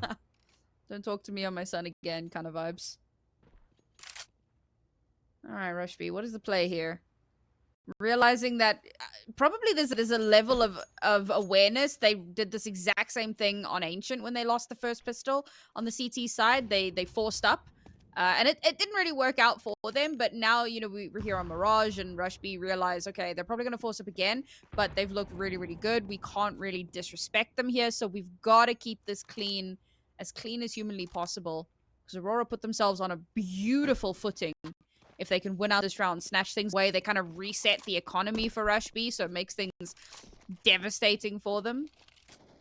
So let's see what the play is. We've got a little bit of presence over towards B and already some chip damage to come through, but nothing much more than that. Kenzie's got a great elevated position here. Are they expecting it? Spots the head, can't connect the shots. No. He's able to slip away with just minuscule amounts of damage, but that would have been so important. Now the A site relatively open, only 2 players that they need to worry about. The rotations are coming in very, very quickly, despite the aim punch. Kinky able to get a beautiful shot off there with the Mac 10, so that's the numbers advantage in favor of Rush B, and Aurora once again in a retake position. 1 kit on board, so definitely doable, but Rush B continue to whittle away their numbers. Kenzie still alive. The kid's been lost in Narnia, and Kenzie's probably just gonna have to back away. Yeah, he's not gonna be allowed to, though. So many players left alive for Rush B. It's exactly what they wanted out of this round. I'm not even sure when we see the result of that, if that opening kill would have really even mattered for Mass, right? Because nothing really happened anyways. Like, everyone did die. Even Result, I think, was the player that was close ramp. Like, he gets spotted out. He tries to deny the bomb. There's players holding for him. So when you look at that round, sure, it's rough that that first opening kill was missed, but I'm not even sure if it would have had much of an impact if it did, if it was landed. Rush B, all of a sudden, they're kind of back into this game. Still 4 rounds down, up against the League. This will be a victory for them. And then you're on 9-6, where you're 3 rounds down, get a gun round, and you have a very clear pathway into how you can close up this scoreline. But not with Molotovs like that. Well, to be fair, I don't know that there was too much that we... Never mind. Kenzie just, he tells Kinky to sit down, he tells me to sit down, just everybody sit down and shut up. And allow them to work their magic. We'll see how much more they can get done there. Nice little shot to connect. Bomb can't be denied. So Rush B going to be happy with that extra little bit of cash in their back pockets. And Aurora, well, it looks like they're just going to opt to back out again. I mean, they've got a few pistols that they want to hold on to, plus that Mac 10. Result with the USPS is the only one that really isn't a huge concern, but Executor, understanding, heads them off at the pass, and he's going to look to shut them down. The Mac 10 at range will ring through, followed up swiftly by the Deagle. They're keeping this incredibly expensive for Rush B, and they're pushing this in for a penny, in for a pound, but unfortunately, the bank is now empty. Well, it was in that round. They'll have cash in the next. Weird how economy works. That metaphor did not go where I wanted it to. I know all too well how that goes, but I guess the one benefit, or the ironic part is there as well, that Rush B lose more with the econ than they do against the gun round. But then that's what I was going to say, like, they don't lose many players in round 14, so they still actually have a really good economy to fall back on, say if they do lose this round. And for Rush B, just very default smokes being put out on the server right now, trying to bait out mid control. Kenzie's taken loads of damage while trying to get back into connector. And now we see it's going to be probably an end towards B, with Kinky being left in middle. I like this round a lot, especially considering there's no short player. And, okay, Resalt's getting his way over, but he's going to be getting there in the nick of time, ready for this execute. Deco, though, first AWP shot rings out. Resalt, the rotation proves to be futile. And even though Deco's had a fantastic game so far, there's only so much he can do, and he ends up getting wallbanged. That should be round over, and Rush B now all of a sudden right back into this map. Definitely showing more signs of what we saw a little bit earlier on Ancient. Starting to get a feel for Aurora and doing a really good job of kind of stamping them out. Some great util to kind of flush and deny the sightlines. Those first opening shots are so important as well. The fact that they crack open that site so easily. They also realize that it's weak side B, which is fairly common. So if you can take advantage of that, if you can overwhelm the two players on B, you have an almost free site. And Aurora are generally somewhat slow to rotate. So they realize if they can get that early control, they're in a really solid position to maintain. And given the fact that, you know, Aurora had forced up a couple rounds back and things have been a little wibbly-wobbly with their economy, they're more likely to want to hold on to their weapons if they are at a disadvantage. So maybe I'm giving Rush B too much credit, but I feel like that's the kind of thing that should be going through their minds, and it does work out well for them. So they bring the deficit to a meager 2 rounds. Yeah, I'm just quite scared for Aurora, to be honest, all things considered. Like, you have the AWP out, you have a bad call, but you still get players there on the B bomb site, and you lose the round pretty easily. Rush B, it's their time to have the AWP out. Kiro was great in map 1. Definitely slowed down a little bit, but now, stepping up would mean difference for Rush B. And they're going for another slow default, most likely taking mid control a little bit more belated. Kinky, oh, that's such an awkward play. He sees them both fully blinded, but cannot get either of the kills. He died, and now Texie smoked off, can't even do anything. Aurora have 2 players trapped underpass, and the spam good for the first. Will they anticipate a second? I'm honestly not sure. I think Deco, yeah, no, they definitely know he's here now. Okay. Aurora anticipating that potential rush again towards B, so they throw out a boatload of utility, just confuse and confuddle with that early kill in towards mid. Gives them a lot of room to work with. Now Rush B still looking to reaggress in towards B. And unfortunately, not a lot of util to work with. Couple of smokes, so that can be useful. And they do have a flash for a pop, but Resalt... Oh my god, just beautiful positioning, beautiful timing. However, Texley brings it back. 2 kills from him, so at the very least, bomb is going to get planted. And in a round like this, that can make all the difference in the world. And Aurora Gaming's players are so dangerously low on health. A couple of stray bullets is all it would take for Rush B to wrestle this back and win out this round. And Aurora, they realize that they're not willing to give up these guns. It looks like they may just back out. What a scrappy beginning to that round. You have 2 versus 2 underpass, and it goes 1 for 1, but it massively favors the Aurora side because it's Nota who dies in middle while trying to help his players. I think it was actually Kenzie who got that kill. So I'm looking at this 4 versus 3. They're going towards the B bomb site because they have nowhere else to go. They have no mid control. They structured their default quite heavily, kind of playing around mid and underpass, and then they don't get any of that space. They're forced to move like rooks towards that B side, and because of Texie, they win it out. Even here, the 4 vs 2, I'm like, oh, it's round over. Never mind. Texie gets 3 kills at the round, and he almost got a 4th if he'd actually completed that spam on Deco. Another round that Aurora kind of let slip through their fingers, but Rush B, I mean, we said it right, they are looking good. We can't pin too much of this onto Aurora making mistakes. We've got to give credit where it's due. Rush B have looked very, very good. Oh, can't see. You spotted Executor. Not willing to take that fight, and probably the right call to make. The HE to come through because he realizes that it's probably where that player was. It will do a little bit of that chip damage. All of this util coming through to flush him out and to deny his sights. And finally, the first kill of the round will go through to Result. Norwi to follow it up with a second. Rush B caught out in mid here. Texi's already made his way in over towards the B side, however, but look at where the bomb is. They still have to recover it. They're at a massive player disadvantage. Texi is literally stuck here. He's going to be able to make his way out, but Result knows exactly where he is. Swings through the smoke with the help of the HE, but Texi, he wins those. He gets a second. He's been so powerful with these multi-kills, opening up these sites and giving over so much space. They're now starting to draw these rotations, and if this kill onto Lackey works out in mid, no, Kiro turns away. The opportunity for the rotation absolutely denied, and now they have to commit. The bomb to be denied. The last player will go down. Deco with a 2K to close it out and bring Aurora to double digits. I don't even know what's going on, but I actually think Texi plays that really poorly. Like, when he gets out of apartments, he actually has the jump on both of those players. But then, okay, sure, he gets both their kills, fine.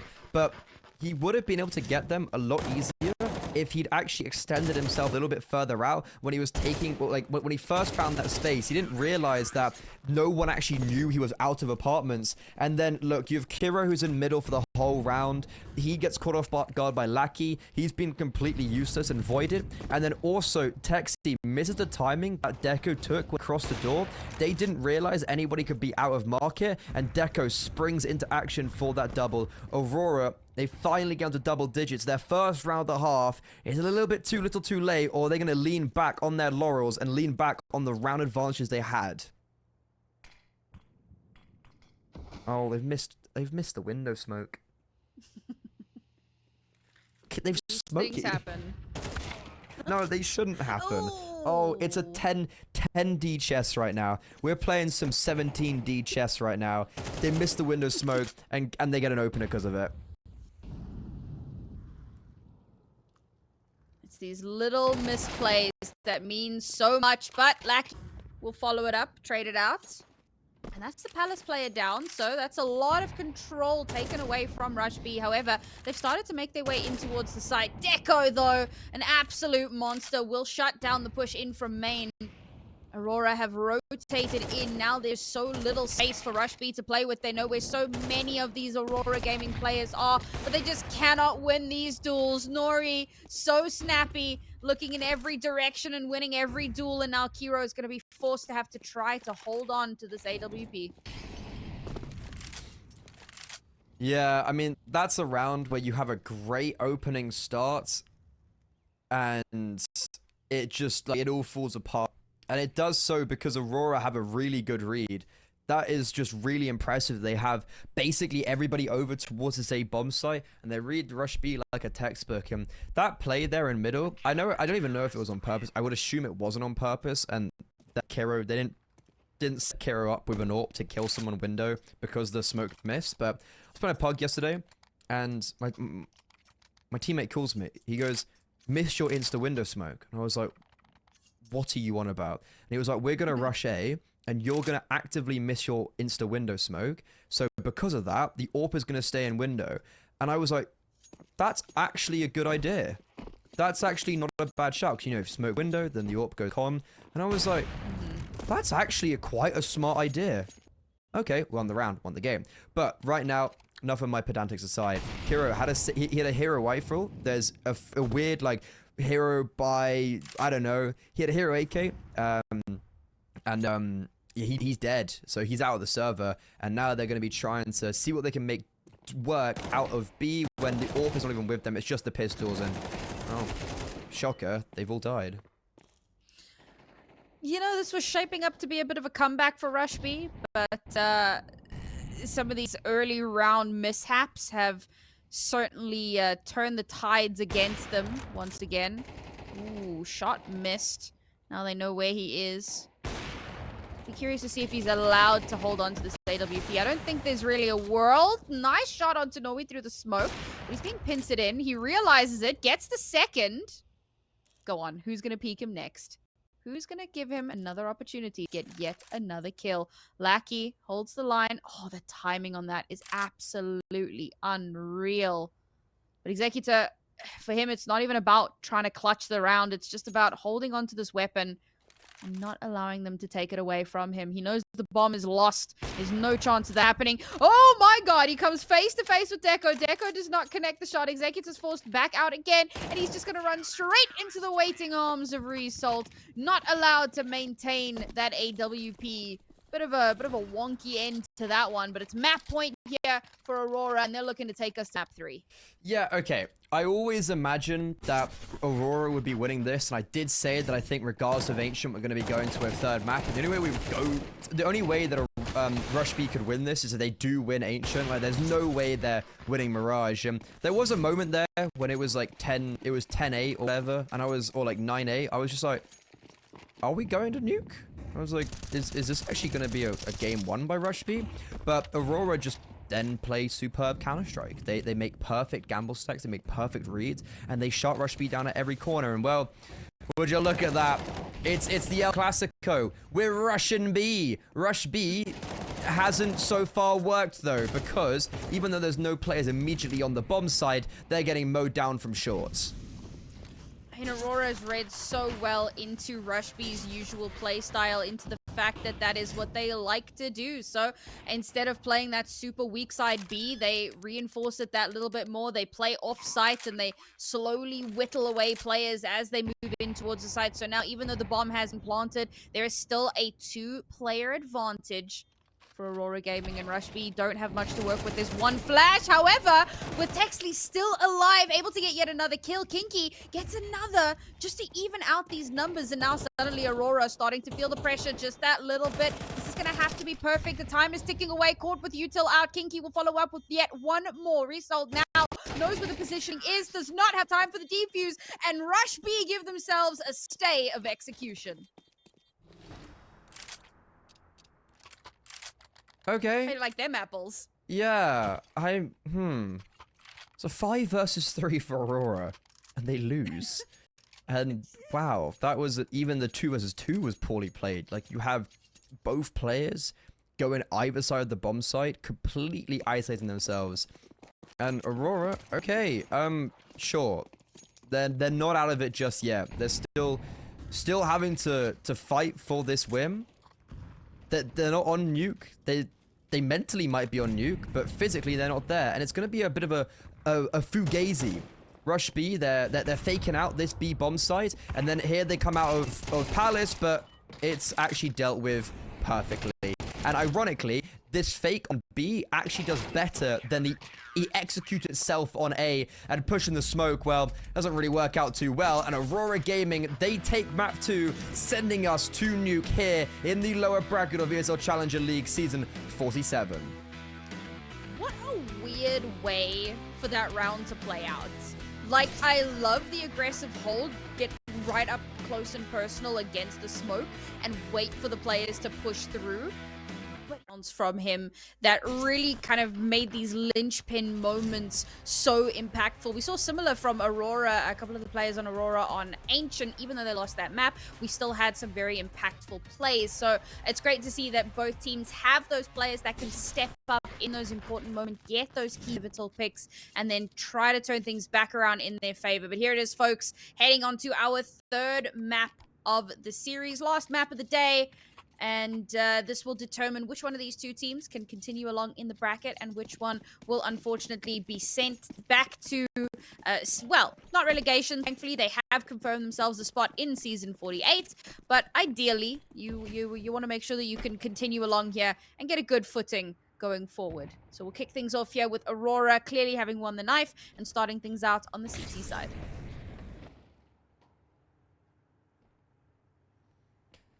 This could be dangerous for Rush B. And this pistol round, ooh, not a great start. They've been really good at getting these pistol round wins, Rushby. That's been a big part of the success, but here, everybody's being chopped down. Look at the dual Berettas, look at the aggression, look at that conviction.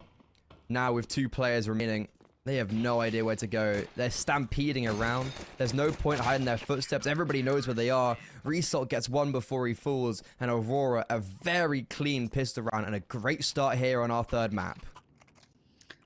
Aurora currently 2 for 3 on pistol rounds. Or 2 for 5, however you want to say this.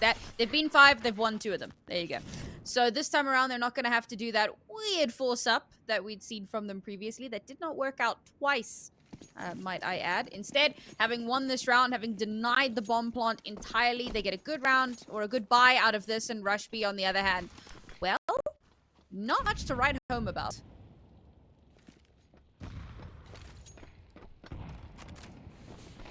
Yeah, they didn't really... Not really much happened in that 1st round. And Deco, I highlighted him. That's a nice triple spray down. And guess what? He has perfect support from Kenzie. So nobody dies. It's flawless for Aurora. And Rushby, maybe that pistol round would have been quite important, as we have seen them rely on it a little bit. But Sam, taking a look at some of the other games in the bracket. Koi, they've made Pro League. Koi beat out Sinners in the upper finals. They're in the grand final. It's whoever's in the grand final will get a Pro League spot. So Sinners will have one more opportunity in the Constellation final, and they'll be playing off either, well, basically the 3 Max Sangal or our winner will play each other in the lower final. That or other games also in a 3rd map, and then they'll play Sinners. They beat Sinners. They play against Koi, but they've already got the Pro League spot. Well, there you go. Huge congratulations to them. A great feather in the cap as well, so they'll be feeling pretty darn good about that one. We'll see if one of our 2 teams will be able to join them. Let's face it, it's going to be quite a tall ask. There's some very strong teams that they need to battle through to get there, including, of course, Sis, who now wait in the lower bracket final.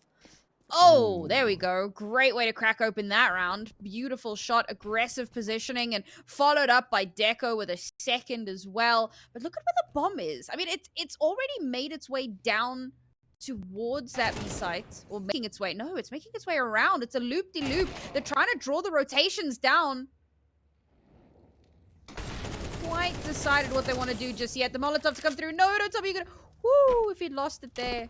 If the bomb had been lost at the top of the stairs, although I suppose that would have been round over. I didn't realize that teammate had also been killed down towards B as well. So now it's down to a 1 versus 3 clutch. Not to happen. Aurora in control from start to finish. Yeah, Rush B maybe overcooked that round a little bit too much. Aurora also do just have great rotations, getting aggressive outside, getting aggressive down towards the B bomb site. Like, everybody's here. Deco goes 1 for 1, but also gets a dink off, and then you have a 2nd player down on B with him. Everybody for Aurora does their job there, and the 1st gun round going in their favor. Rush B, they're playing up against monoliths from their region, so kind of a bit of a derby in a sense. But Aurora looking quite clean here on this 3rd map. Rush B, they are good on Nuke, but I think there may just be a little bit of a difference between the caliber as well. You know, like Rush B play against teams like Malzahn. Actually, Malzahn is a bad example because they are fantastic. They are best team in Europe. Kind of like some, you know, they're playing against Ent Academy. They're playing against like System 5. And then you compare it. Aurora, they've been getting wins, and when they lose, it's against the best teams in the world. So I think the quality of gameplay from Aurora should be shining through on this 3rd map. A little bit of a pause to come through here once again, folks, so please do just bear with us. We'll jump straight back in as soon as possible. Now with Rush B back down onto pistols. It's like a bit rough so far, and I know it's still very early in the round. You never want to kind of count your chickens when it's only round 4, but it is their T-half, and we need them to pick up, I would say, minimum 3 rounds, right? Like 4, you're feeling a little bit more comfortable, but at absolute minimum, you want to get 3 rounds. And then, you know, then you can activate Nari's curse, you know? I'm doing everything in my power to make that a thing. So the potential swing comeback is much more doable at that point. Like 8-4 on any map, on any side is doable. But on this map, You need that little more wiggle room. So we need to see them kind of get a bit more going here. And with all of the Tech 9s that have just come out, I'm feeling a rush. And I'm hoping it's going to be B just for the memes, but I think it's more likely to be A.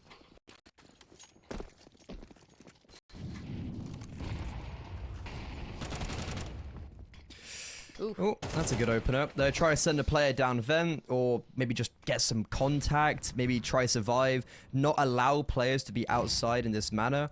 And Aurora Gaming, this is perfect from Kenzie as well. The flashbang actually aids him a little bit because it forces him to bide his time. And with bated breath, he only gets 2 more.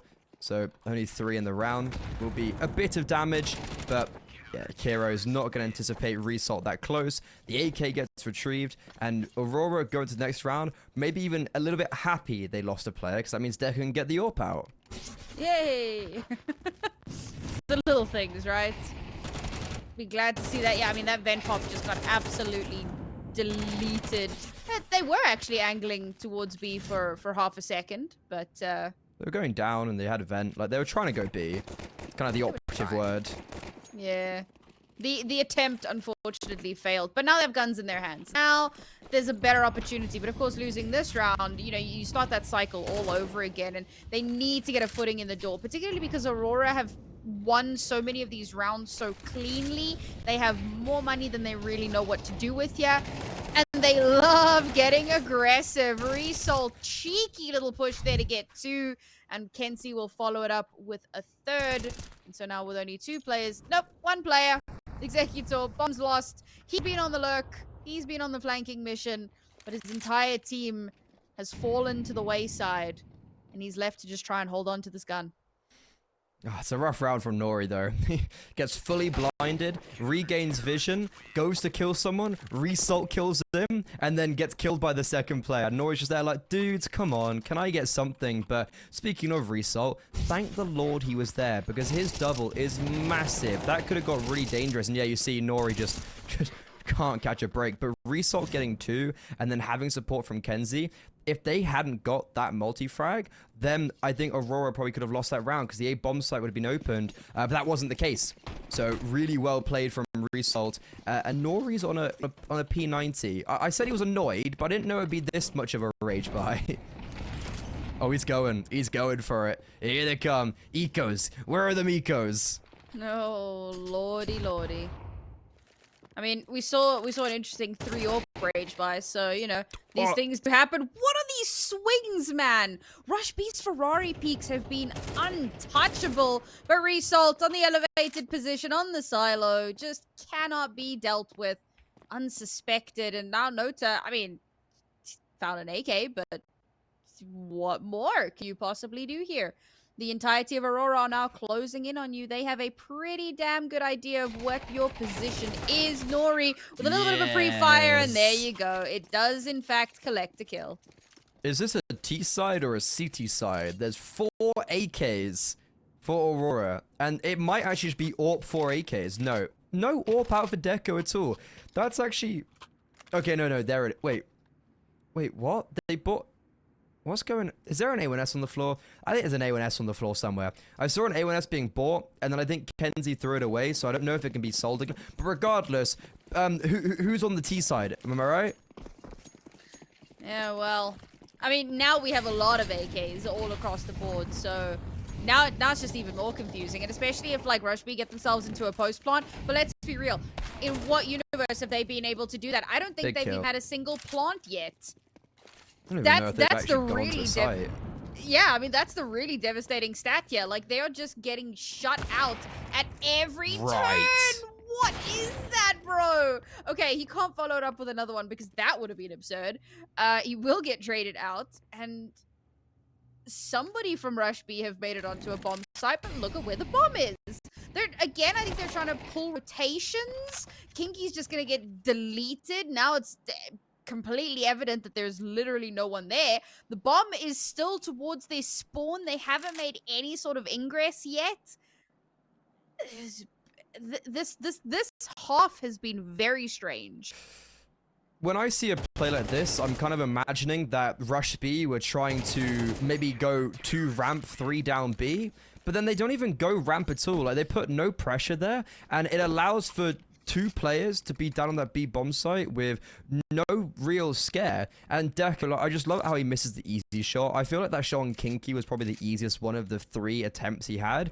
Like the no scope, you can just tell how confident Aurora are. They're 7-0 up. They've not really had to bat an eyelid. Like, Result has 15k. They have 3 AKs, 4 AKs. And Deco's even gone for an M4 this time. Like, he's actually actively chosen to buy that M4 over the AWP. And it's maybe because they want to get a little bit more aggressive. Rush B, they're not killing, they're not fragging. We're going into round 8, and their team have a combination of 7 frags, and it's been 7 rounds. It's a killer round. That's not a great stat. If that's a stat for an individual, phenomenal. But as a team, not great. Just a quick update for those of you who are interested over on our C stream, where we have Sangal versus 3D Max. They're currently on map 3 as well. It is Anubis, and Sangal are currently up 4-0. So, you know, the Sangal fans, rejoice. The 3D Max fans, you might want to get in there. They may just need your support. Because that's 4 rounds on their CT side on Anubis, which is... You've got Madja. Like, Madja sees that and he's like, who do I support? French and Turks. Like, such a bizarre mix, and he's stuck in between both of them. Okay, now we have full Tech 9s, all right? Previously, we only had 3, and I think that was the you see... Oh, okay, there you go. Full Tech 9s, right? Only 3 was the problem. This is 7D chess.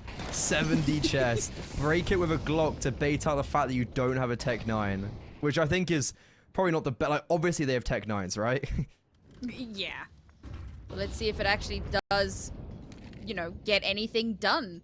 A little bit of posturing once again over towards this A site. They've grouped up quite heavily.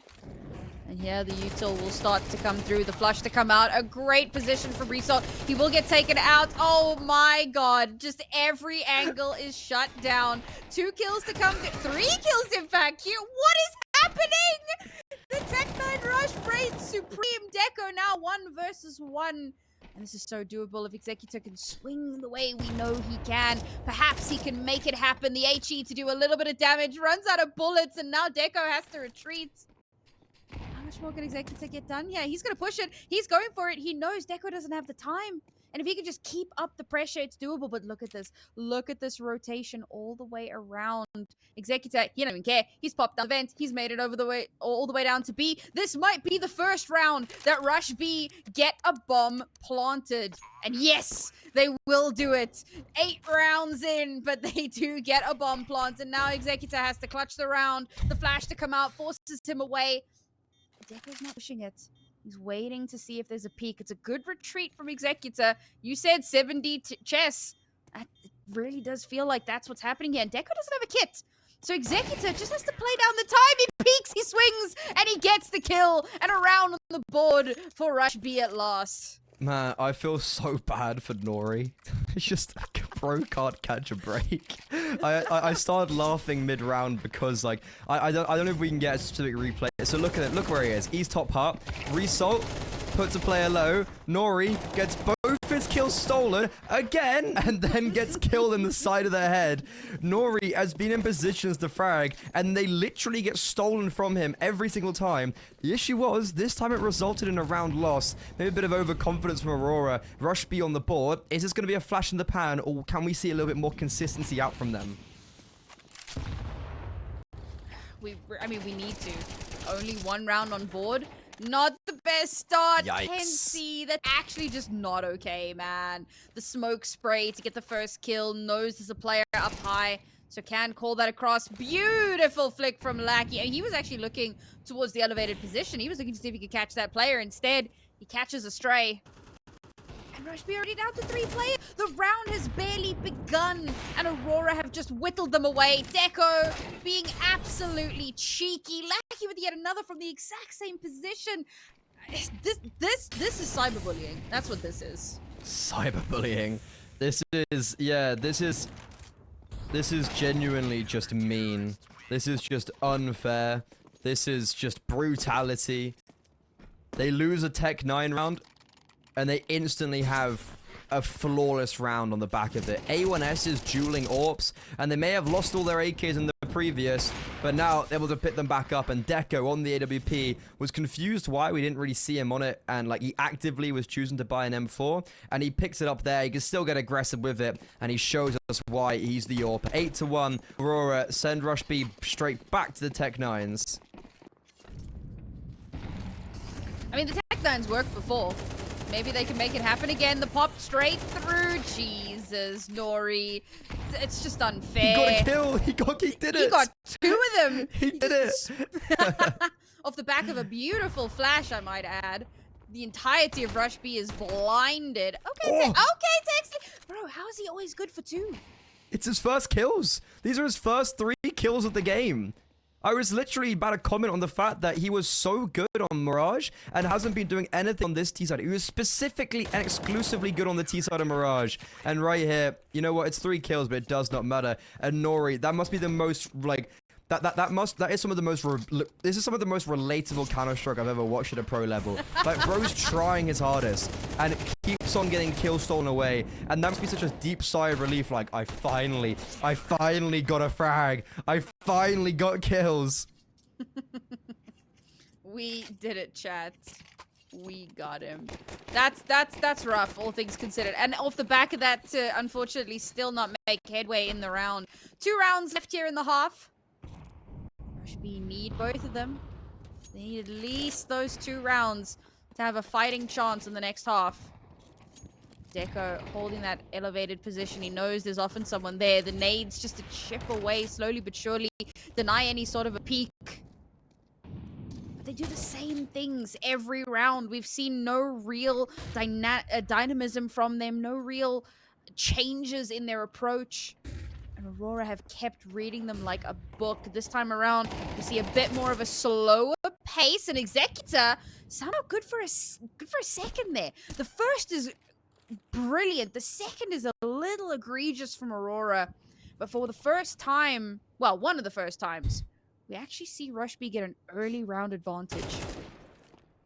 Is this going to be something they can actually build upon, though? Oh, my resold! No! Almost gets the third. That would have been pure and utter insanity. Still, though, from a 5 versus 3 to now a 2 versus 3, Resalt has done his job. Deco with the auto sniper. Oh my god, I love this. It's transcended into absolute chaos right now. Deco's, he's clearing so many angles, and Aurora have the read that it could be the A-bomb site, and I feel like it has to be towards the A-bomb site, right? Like, I'd be shocked if these 3 players don't go here, especially with Kinky in main, but Kinky, he might get the information that both players are here. Nope, he's only going to get the information for 1 now. 10 seconds. They have to go in now. There has to be that commit. The auto sniper still not aware. The auto sniper, it's got 2. The auto sniper gets 3. Deco doing the old school get right moves, and it puts Aurora on double digits. I was so close to saying a naughty word. Not allowed on broadcast, man. There's just no way that he gets 3 there. It's absolutely unreal. What a clutch from him to bring that round home again. Last round in the half here for Rush B. They desperately needed that previous one.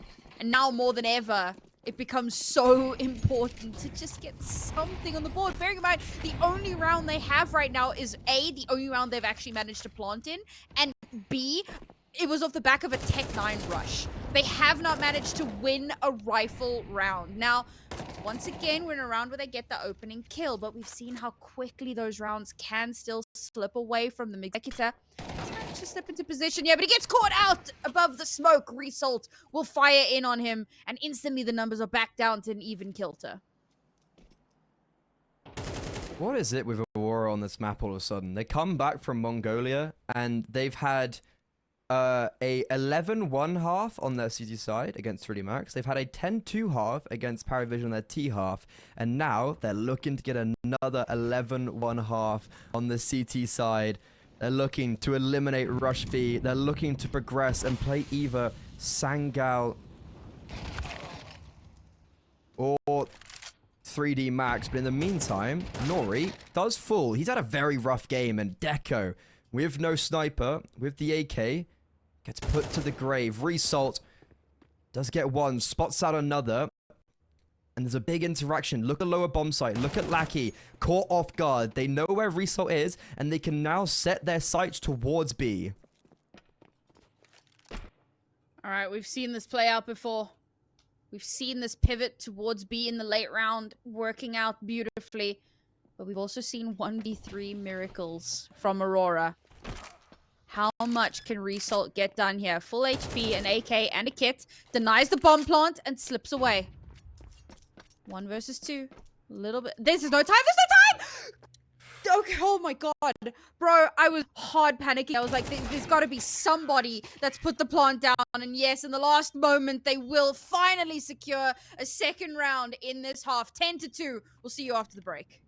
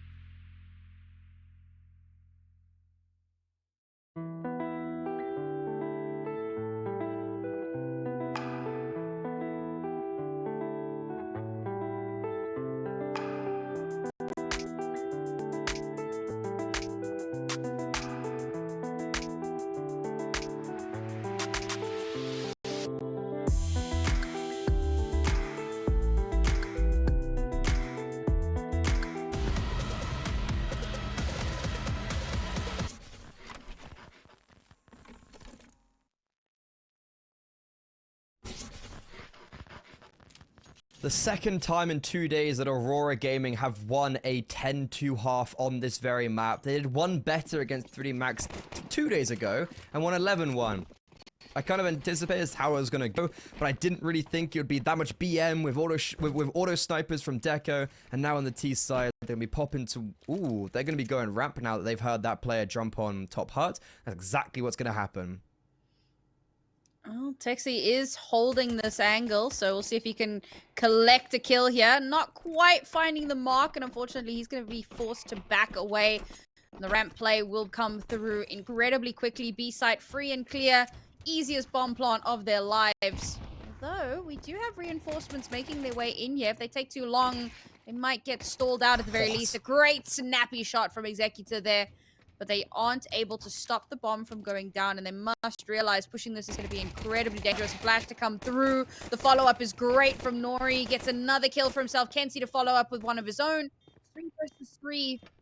Rushby have to make their way in towards the site here. They do have a kit on board, so it is doable. The smoke play as well to deny the sight lines. And how many times haven't we seen this work out perfectly? Kenzie tries to get those kills, but cannot stop the defuse. Sorry, what a shot from Kenzie. That was like, it was a 3 versus 1, and he has a good punt at that. That was a fantastic shot on the, I think it was on Texi, who was coming from, oh no, it was Kiro coming from ramp. Flicks up onto a headshot. I mean, very sharp shooting, but unfortunately everybody else dies around him, so even though he gets 3 kills, the bomb still gets defused. Rush B, they win the second pistol round in the series on of the map. On Mirage, we saw them kind of float themselves back into the map because of the pistol round win. Are we going to see that replicated here as Aurora force buy with the bomb down, and Kenzie also has an AK?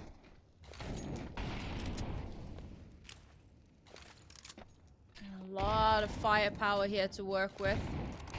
HEs to clear the smokes to do some damage. Quite a bit of chip damage done as well, but Norwi, good lord, man. Beautiful shot there with the deagle. It's going to give them that player advantage. And this is, I mean, it's their MO, right? Force up after losing the pistol. Hope to God it works. It hasn't worked before. Maybe this time. Oh, these shots are so clean. He didn't even need to use a freaking deagle there, but he will, just for the BM. Oh, caught crouching, swinging around, not even swinging, just like turtling through a choke point. Kiro's the last one left, and I mean, what is there to do? What is there to say? So quickly, Aurora has snatched back the control here.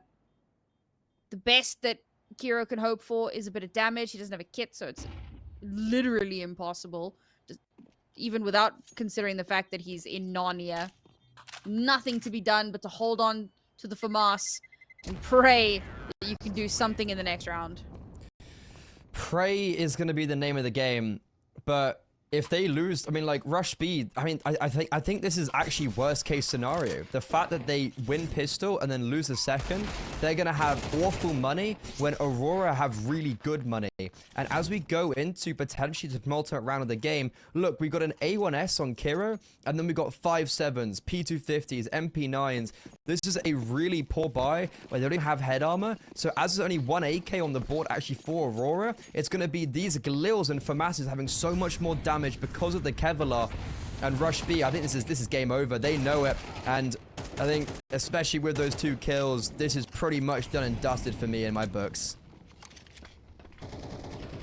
Not too much more to be said and done here. It's a bit heartbreaking when you consider how the first map went, how much they managed to get done. But unfortunately, it looks like this could be the end of the line for Rush B. There's still a little bit to work with here. They are at a player disadvantage. They're trying to keep it competitive. Texi's the last one left alive, and unfortunately, having lost that rifle, not being going to be able to save that into the next round. There's really nothing more to be said or done in this. We'll be heading over onto match and series point, and of course, money is going to be a massive issue for Rush B. And I don't see a way back into this one. I think this is it. I think this is game over. I think Aurora, they'll be progressing forward. It's, again, another... So there's a lot of games to be playing. You've got Sangal 9-1 up on their third map as well, so very similar things going on with the dominance. They're going to have the lower final, where if Aurora can close out the final round, they'll play against, most likely right now, Sangal. And then they have... So the lower final, they play Sangal most likely, and then they have Sinners, and then they'll be playing, oh my god, there's a kit, oh my god, there's a kit, oh my god, Sam, there's a kit, oh my god, Sam, there's a kit, oh my god, there's smoke, there's no oh my way. god, There's oh my no god, way. oh my There's god, no oh my way. god, There's no no way. There's oh my god! A 1 versus 3. I haven't seen a ninja defuse in a very long time, but I guess that wasn't the penultimate round. I love how we had all just kind of decided that it was over, we were like getting ready to talk about how the bracket's shaping up. You were already talking about how the bracket was shaping up. My God, what a ridiculous way to bring it back. And like even Aurora were like, nah, it's done. It's done, guys. It's cool. We're fine. We're over. Oh my. They're not making that mistake again. There is no way that they make that mistake a second time. We'd all counted them out. And the sneakiest little ninja comes through and defuses that bomb. And now, well, I suppose there's a little bit of confidence resurgence after that. Executor with a great opening pick there. Sure, he almost loses his life to a Molotov, but he lives. He gets his. And, you know, honestly, that's the important part, right? He got his. He got his. Ooh, FAMAS picked up. He's like, that's not an AK. Why have they got a FAMAS?